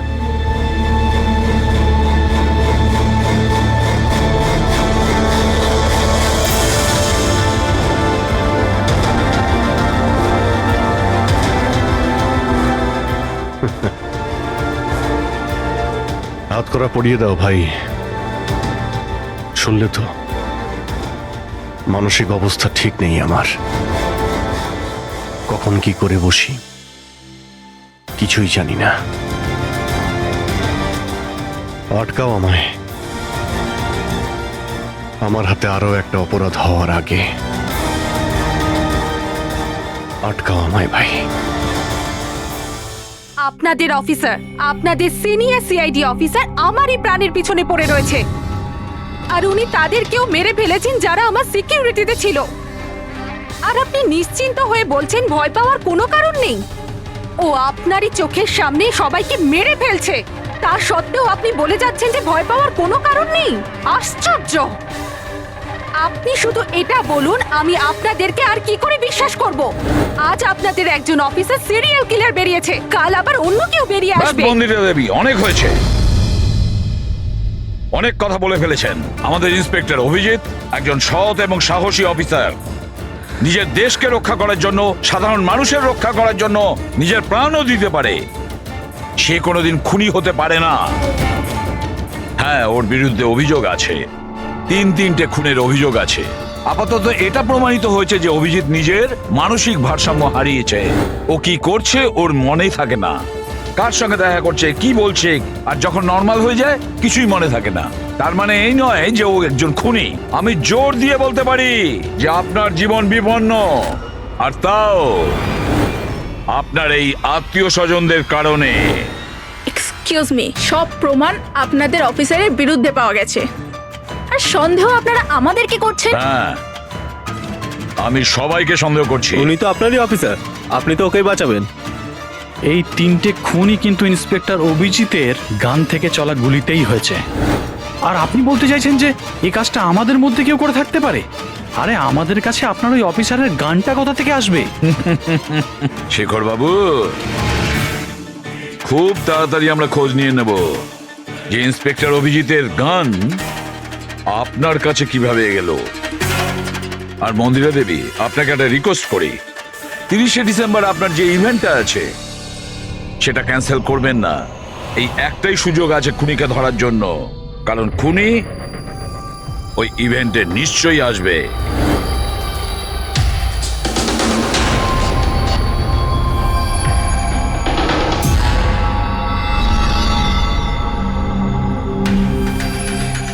Sir sir. হ্যাঁ সঞ্জয়, কি হচ্ছে স্যার? আপনি অভিজিৎ স্যারের ব্যাপারে কিছু বলছিলেন যে ওনার ভিতরে অন্য একজনের প্রতিফলন ঘটে, স্মৃতিশক্তি ওনার, মানে উনি আগের দিন রাতের কথা মনে করতে পারেন না। তো ঠিক এরকমই, এক্স্যাক্টলি এরকমই অন্য আরেকজনের সাথেও হয়েছিল। কার সঙ্গে বলুন? স্যার ঈশানা। ঈশানা? যেদিনও আত্মহত্যা করেছিল তার কিছুদিন আগে থেকেই একদম এরকমই আচরণ করতে শুরু করেছিল। কি অদ্ভুত রকম হয়ে গিয়েছিল, অন্য মনস্ক থাকতো। যেদিন আত্মহত্যা করেছিল তার কিছুদিন আগে থেকেই একটা অদ্ভুত রিংটোন সেট করেছিল নিজের ফোনে। আর তারপর সেই দিন হঠাৎ করে ওই রিংটোনটা বাজতে শুরু করলো। আর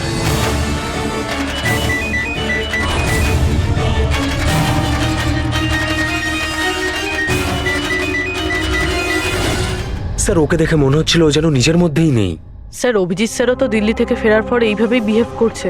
হ্যাঁ, ঈশানা, অভিজিৎ, দিল্লি, এই তিনটের কোনো না কোনো কানেকশন আছে, নিশ্চয়ই কোনো গোলমাল আছে, কিছু না কিছু আছে।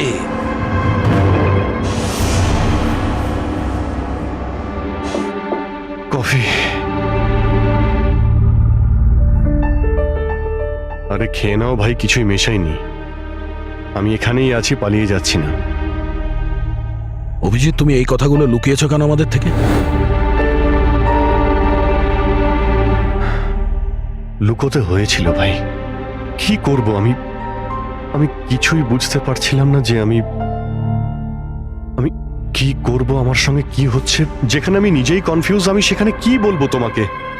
সেই জন্য আর কোনো ব্যাপার নয়। আমার উপর ভরসা ছিল না নাকি? আমাকে যোগ্য ভাবনি যে আমি তোমার কোনো সাহায্য করতে পারি? কি ভাই, এসব কি বলছো তুমি? ব্যাপারটা এরকম নয়। তাহলে বলনি কেন? আমার তো মনে হচ্ছে আমি তোমাকে চিনি না। এই মুহূর্তে আমি যার সঙ্গে বসে কথা বলছি সে অভিজিৎ নাকি অন্য কেউ?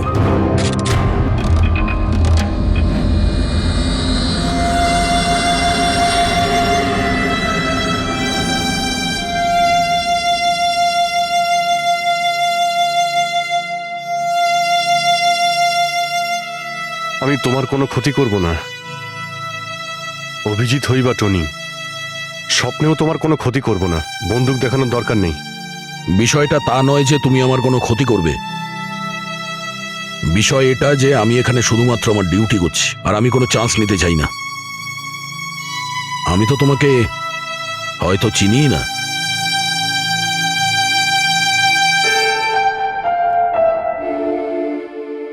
ঠিক আছে, তুমি যখন বুঝতেই পারছো না আর কি বলবো।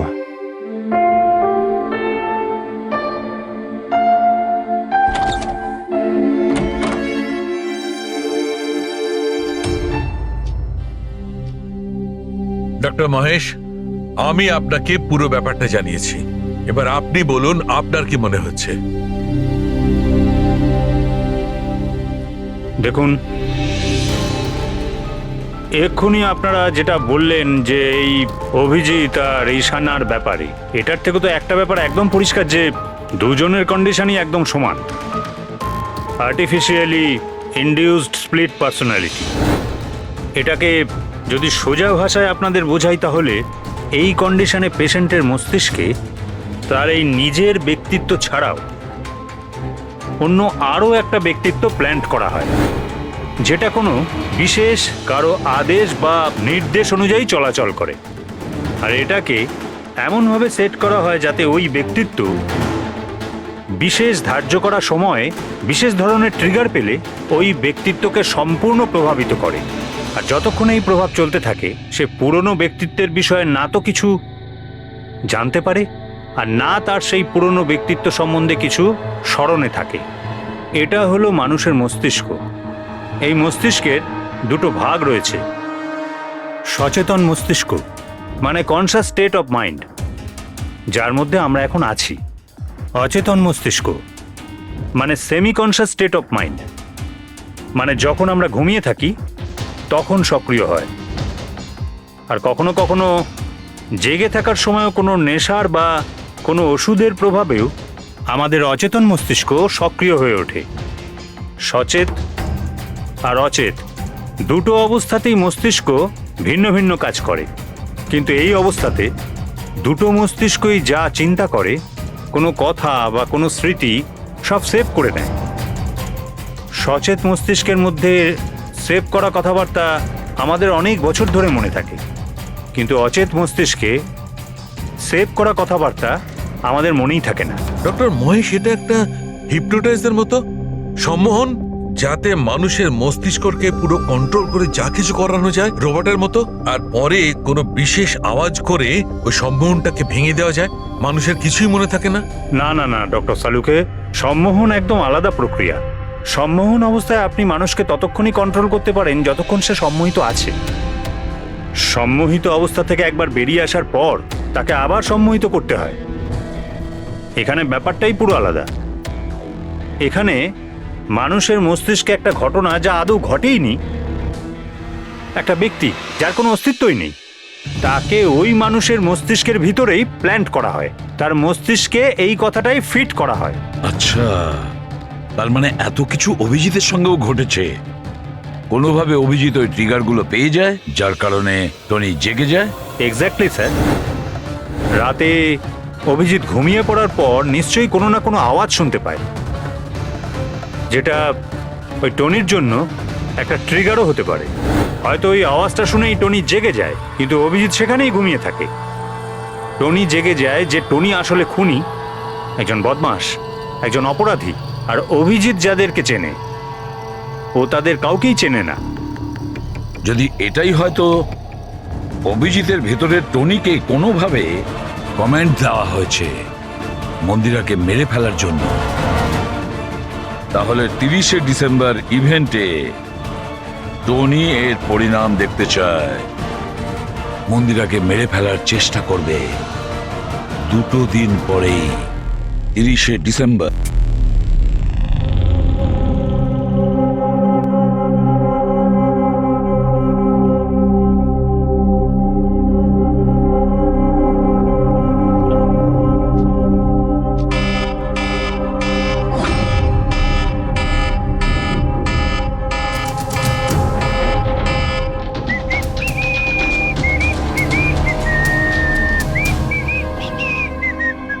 অভিজিৎ,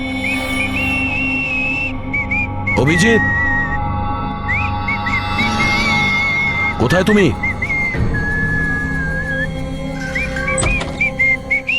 অভিজিৎ, অভিজিৎ, ওই শুনতে পাচ্ছ না?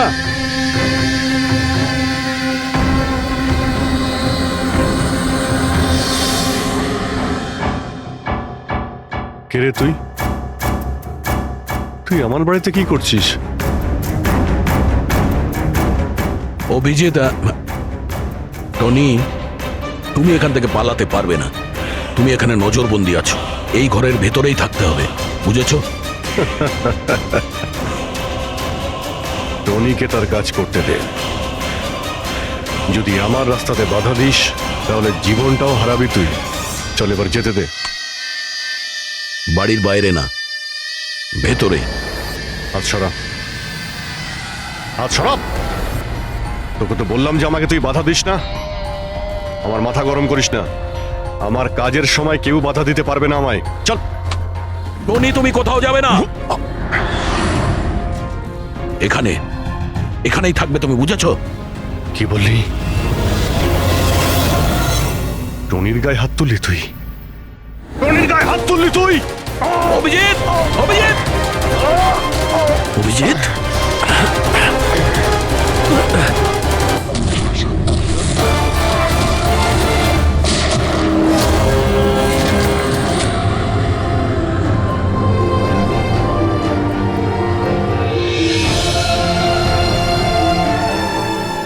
স্যার দয়া, কি হয়েছে? কি হয়েছে দয়ার স্যার?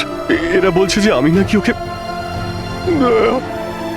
না অভিজিৎ, তুমি ভেতরে যেতে পারবে না। তুমি দয়ার প্রাণ নিয়েছো, তোমাকে আমরা গ্রেপ্তার করছি।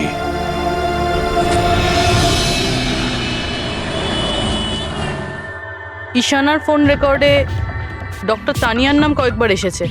আপনাদের মধ্যে কেউ চেনে ডক্টর তানিয়াকে? আত্মহত্যা করার আগে উনি ডক্টর তানিয়ার সাথে দেখা করেছিলেন কি? এই ডক্টর তানিয়া কোনো ডেন্টিস্ট নয় তো? মারা যাওয়ার আগে ঈশানা কয়েকবার একজন ডেন্টিস্টকে দেখিয়েছিল। আমার নাম তো মনে নেই, কিন্তু হতে পারে ইনিই সেই। যতদূর আমার মনে হয় ইনি কোনো ডেন্টিস্ট তো নন। কিছুদিন আগে সিআইডি অফিসার অভিজিৎ এখানে ছিল। Yes ma'am. ওই পুরো সপ্তাহে এখানে যারা যারা ছিলেন তার পুরো লিস্ট আমার চাই। আর ওনার থাকার সময় এই লবিতে থাকা সিসিটিভি ফুটেজও চাই।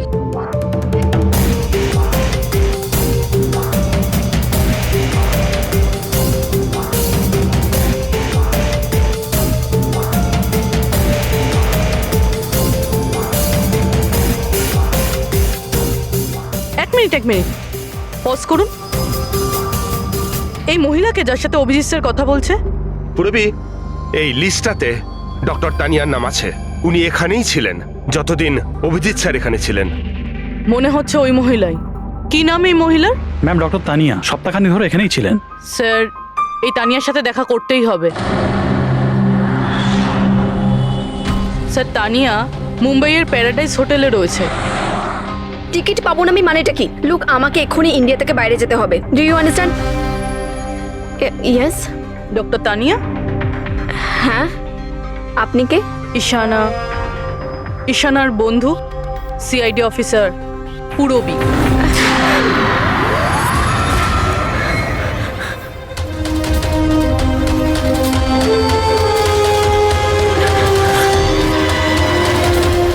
পালানো অত সহজ নয়।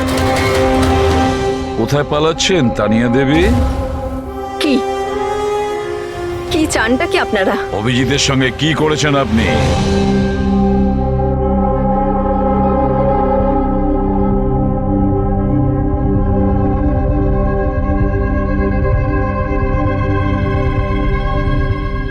ঈশানার অভিজিতের ব্রেনের ওপর আমি এক্সপেরিমেন্ট করেছি। ঈশানাকে আত্মহত্যা করার জন্য আর অভিজিৎকে একটা মার্ডার করানোর জন্য আমি প্রোগ্রাম করেছিলাম। কিভাবে কিভাবে সেই প্রোগ্রামটা করেছেন? আর্টিফিশিয়ালি ইলিউশন স্প্লিট পার্সোনালিটির সাহায্যে আমি দুজনের ব্রেনটাকে সেট করি, আর নিজের সেট করা শিডিউলের অনুযায়ী এই দুজনকেই এরকমভাবে প্ল্যান করেছি যে কোনো রকমের আওয়াজ হোক বা রিংটোন বাজুক, আর যখনই আওয়াজ হোক না কেন ওদের সমস্ত অর্ডারগুলি মানতে হবে যে কোনো উপায়ে। ওই ফোন নাম্বারটা যেখান থেকে ওনার কাছে ফোন আসে, কার নাম্বার সেটা? ওটা একটা পিসিও নাম্বার। ঈশানাই আমাকে এই নাম্বারটা দিয়েছিল অভিজিতের ব্রেনে ফিট করার জন্য। কি বললেন আপনি? কি বললেন আপনি? অভিজিৎকে এসব করার জন্য ঈশানা আপনাকে বলেছে? হ্যাঁ। আর ঈশানা যে আত্মহত্যা করেছে সেটা কি? সেটার কারণ কি? ওটা আসলে ঈশানা নিজেই বলেছিল আমাকে করতে। হোয়াট? হ্যাঁ, বলেছিল তো ঈশানাই, বাট আই এম শিওর নিশ্চয়ই এর পেছনে কোনো না কোনো কারোর হাত আছে, যার বিষয়ে আমি জানি না। কেন? সে কেন এগুলো করবে? হয়তো ওর কোনো দুর্বলতা ছিল। যে করেই হোক অভিজিৎকে ওই পরিস্থিতি থেকে বের করতে হবে। নিয়ে চলো একে। চলো। ও বাইরে বেরোতে পারবে না। কেন? আমি অভিজিতের ব্রেনকে প্রোগ্রাম করেছি। সম্মোহন নয়, যে ইচ্ছে হলো আর ভেঙে দিলাম। আমি অভিজিতের ব্রেনের মধ্যে একটা খুনিকে প্ল্যান করেছি, টনিকে। এটাই হলো সেই আর্টিফিশিয়ালি ইনডিউস পার্সোনালিটি, যেটা আর কোনোদিনও বাইরেই আসবে না। আমি যদি চাই তাহলেও অভিজিৎকে কোনোদিন বাইরে বের করতে পারবো না, কিন্তু আমি যদি এরকমটা করি হয়তো অভিজিৎ পাগল হয়ে যাবে বা ও মারাও যেতে পারে। মানে যখনই ট্রিগার হবে টনি মন্দিরাকে মেরেই ছাড়বে, আরও ততক্ষণ থামবে না যতক্ষণ না সত্যিকারের মেরেই ফেলছে মন্দিরাকে। আর এসবের মধ্যে যে আসবে সেই মারা যাবে। মন্দিরাকে মারার জন্য ট্রিগারটা কি? কি ট্রিগার আছে অভিজিতের জন্য? ঈশানার কেসের ট্রিগার ছিল একটা রিংটোন, আর অভিজিতের কেসের ট্রিগার হলো একটা রিমাইন্ডার টোন, একটা বিশেষ ধরনের বিপ, যেটা আমি অভিজিতের মোবাইলে সেট করে দিয়েছি। হ্যাঁ, অভিজিৎ মন্দিরাকে কিভাবে মারবে? কি প্রোগ্রাম সেট করেছো তুমি বলো? ততক্ষণ মন্দিরাকে ছুরি দিয়ে স্ট্যাপ করতে থাকবে যতক্ষণ না ও মন্দিরের অনেক রক্ত দেখে ফেলছে। কটা নাগাদ প্রোগ্রাম সেট করা হয়েছে? 10টা নাগাদ। মাই গড, 2 ঘন্টা বাকি আছে। গ্রেফতার করো একে।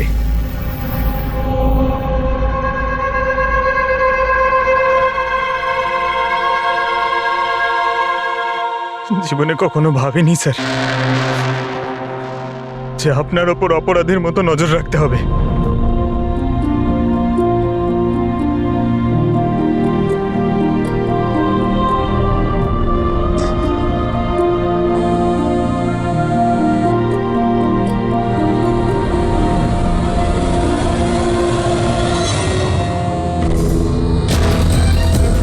পঙ্কজ, ড্যাম ইট, ফোনটা ধরো।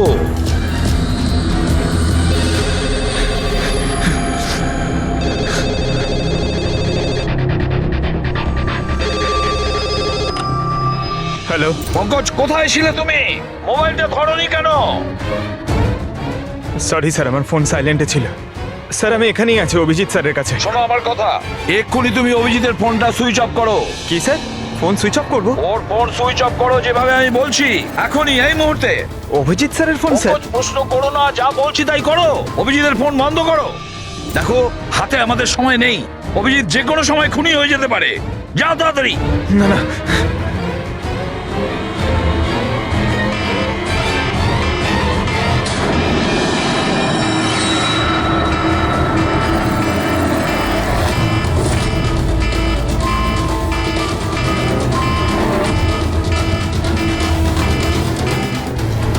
ভিজে গেল, কি করি?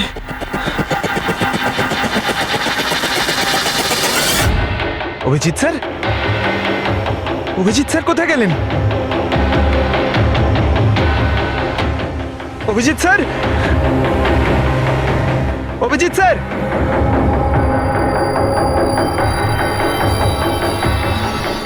স্যার, তুই আমাকে আটকে রাখবি? হ্যাঁ, আমাকে আটকে রাখবি তুই? টনিকে? হ্যাঁ, টনি আর টনির কাজের মাঝে যে আসবে তাকে মরতে হবে, মরতে হবে তাকে।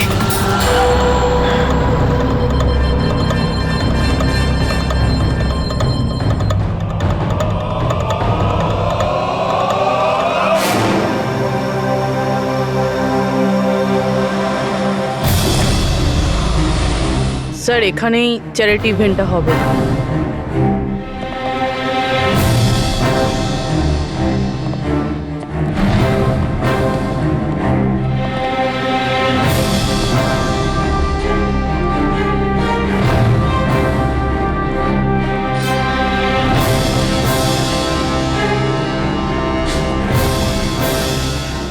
আপনারা এখানেই দাঁড়ান প্লিজ।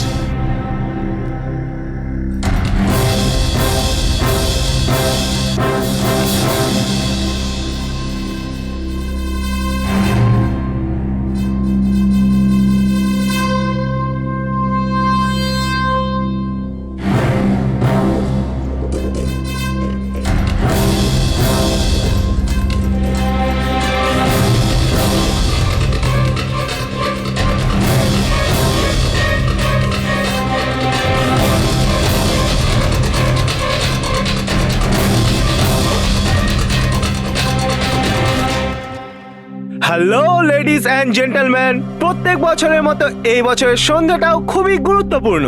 কারণ হলো মন্দিরা জুয়েলার্স অ্যানুয়াল চ্যারিটি ইভেন্টের জমা করা সম্পূর্ণ টাকাটা দিল্লি ও মুম্বাইয়ের বিভিন্ন অনাথ আশ্রম আর বৃদ্ধাশ্রমগুলিতে দেওয়া হবে। একবার জোরে হাততালি ডিকেসি চ্যারিটির জন্য। প্রত্যেক বছরের মতো এই বছরও আমাদের প্রধান অতিথি আছেন। তিনি আর কেউ না, তিনি হলেন মিসেস খান্না। তাহলে আসুন বন্ধুরা, একটা জোরে হাততালি দিয়ে স্বাগত জানাই মিসেস খান্নাকে। মিসেস খান্না,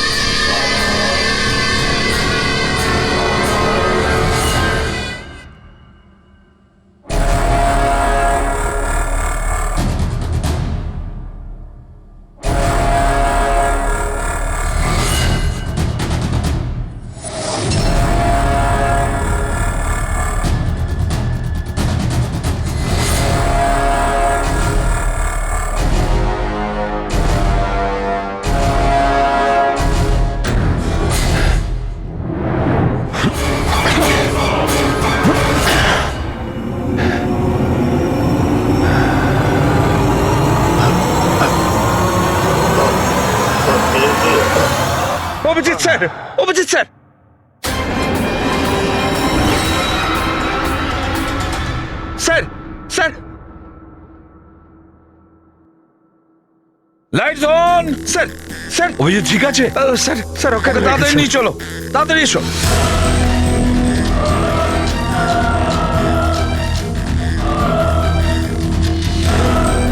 দরজা খুলো না।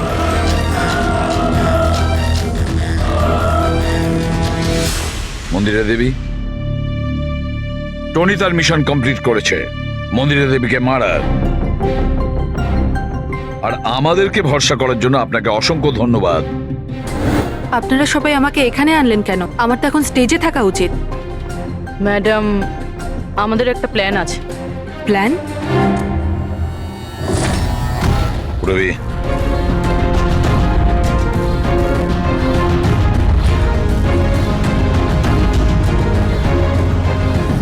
Lights off.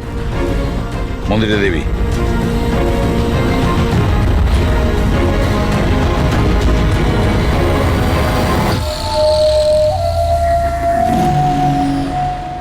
আর আপনার প্রশংসা না করে পারছি না। Thank you. মম, তুমি ঠিক আছো তো? এসব কি? আপনারা আমাদের গ্রিন রুমে লক করে কি করতে চাইছিলেনটা কি? আসল খুনি তো অন্য কেউ, তাই না?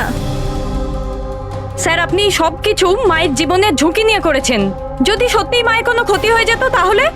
এতে তো সত্যি ভীষণ বড় রিস্ক ছিল স্যার, বাট আই হোপ এবার বিপদ কেটে গেছে। বিপদ এখনো কাটেনি, কারণ এই খেলার আসল মাস্টার মাইন্ড এখনো ধরা পড়েনি। গল্প এখনো অনেক বাকি আছে।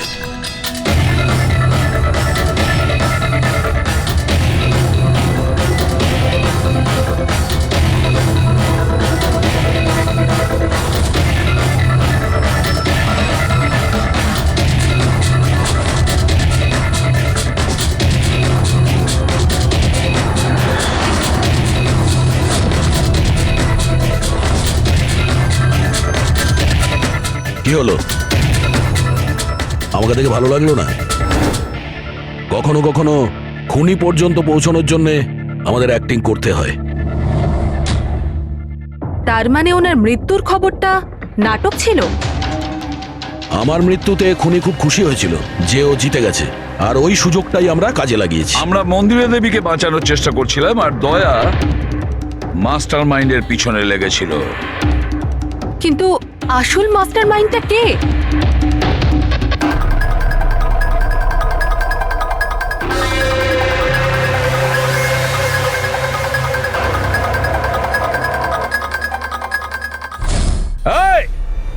স্যার, স্যার কেউ পালালো স্যার।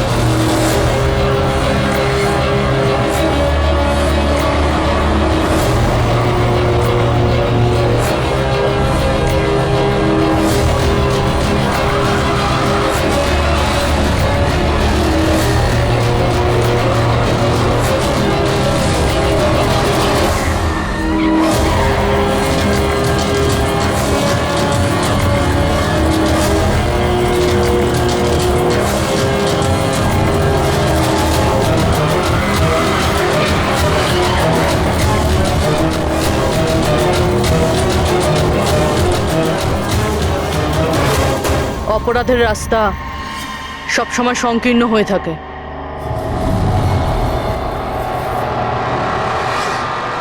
তুমি এটাই ভাবছো যে আমরা কি করে জানলাম যে তুমি খুন করেছো?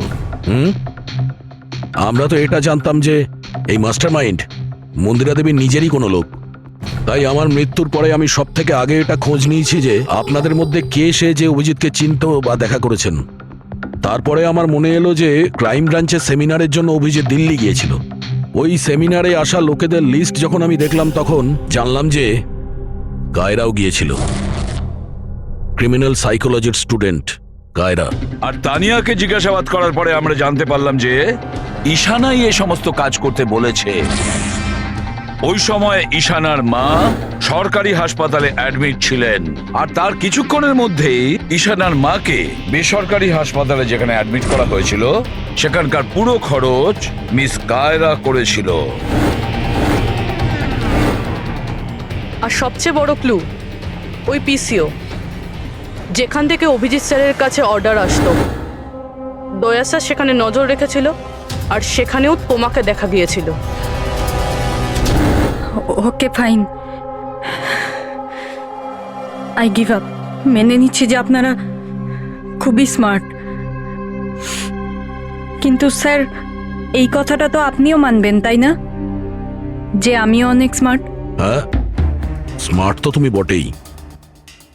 ক্রিমিনাল সাইকোলজির একজন ব্রিলিয়ান্ট স্টুডেন্ট, যে সৎ মায়ের থেকে নিজের পুরো পরিবারের খুনের বদলা নিতে চেয়েছিল। লোকেদের মস্তিষ্ক নিয়ে খেলা করা আর তাদের নিজের চক্রব্যূহে ফাঁসানো, এটাই এনার বিশেষত্ব। তাই আমি ভাবলাম যে এনাকে এনারই পদ্ধতিতে মেরে দিলে কেমন হয়। সেই কারণেই আমি ঈশানার সাথে দেখা করি আর তারপর ডক্টর তানিয়ার সাহায্য নিই। She was mad, she wanted to do an experiment.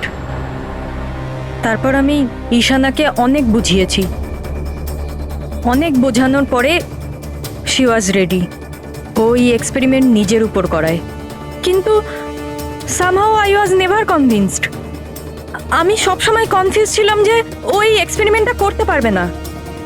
আর ঠিক ওই সময় আমার সাথে দিল্লিতে অভিজিতের দেখা হয়, আর ওনার সাথে দেখা হওয়ার পর আমি ভাবলাম যে এত সৎ আর ভালো অফিসার থাকা সত্ত্বেও এই এক্সপেরিমেন্ট অন্য কেউ কেন করবে। তারপর আমি আর ডক্টর তানিয়া অভিজিৎকে ব্যবহার করি।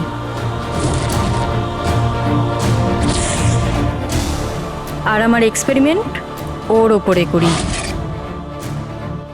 আর ঈশানা আমাদের কোনো কাজে ছিল না, তাই ওকে আমাদের রাস্তা থেকে সরিয়ে ফেলি। ডিকে আর ওই দুজন বডিগার্ড, ওরা তোমার কি ক্ষতি করেছিল? ওদেরকে কেন মেরেছো? এটা এই কারণে করেছি যাতে সমস্ত দোষ অভিজিতের উপর চলে আসে। আর অভিজিতের গান থেকে বুলেট নেওয়ার জন্যে টনি ছিল তোর মাথার মধ্যে। হি ওয়াজ দেয়ার।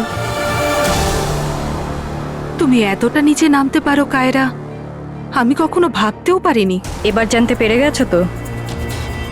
তুমি আমার মা বাবার সাথে, আমার ফ্যামিলির সাথে যেটা করেছো না, তোমার বেঁচে থাকার কোনো অধিকার নেই। আমি এইসব এই কারণেই করেছি যাতে আমি প্রুভ করতে পারি যে পৃথিবীর যে কোনো মানুষের মস্তিষ্কের সাথে খেলা যেতেই পারে, তা সে যত বড়ই সিআইডি অফিসার হোক। কায়রা, তুমি প্রতিশোধের আগুনে একজন সাহসী অফিসারের প্রাণ নিয়ে খেলেছো, আর তাছাড়াও 4 জন নিরীহ লোকের প্রাণ নিয়েছো। ডিকে, ঈশানা আর মন্দিরা দেবীর 2 জন বডিগার্ডকে। ভীষণ অন্যায় করেছো তুমি। আইন তোমাকে কোনোদিন ক্ষমা করবে না। তোমার তো ফাঁসি হবে, ফাঁসি। স্যার আপনি প্লিজ এসব মনে করবেন না, একটা বাজে স্বপ্ন ভেবে ভুলে যান। বাজে? ভয়ানক।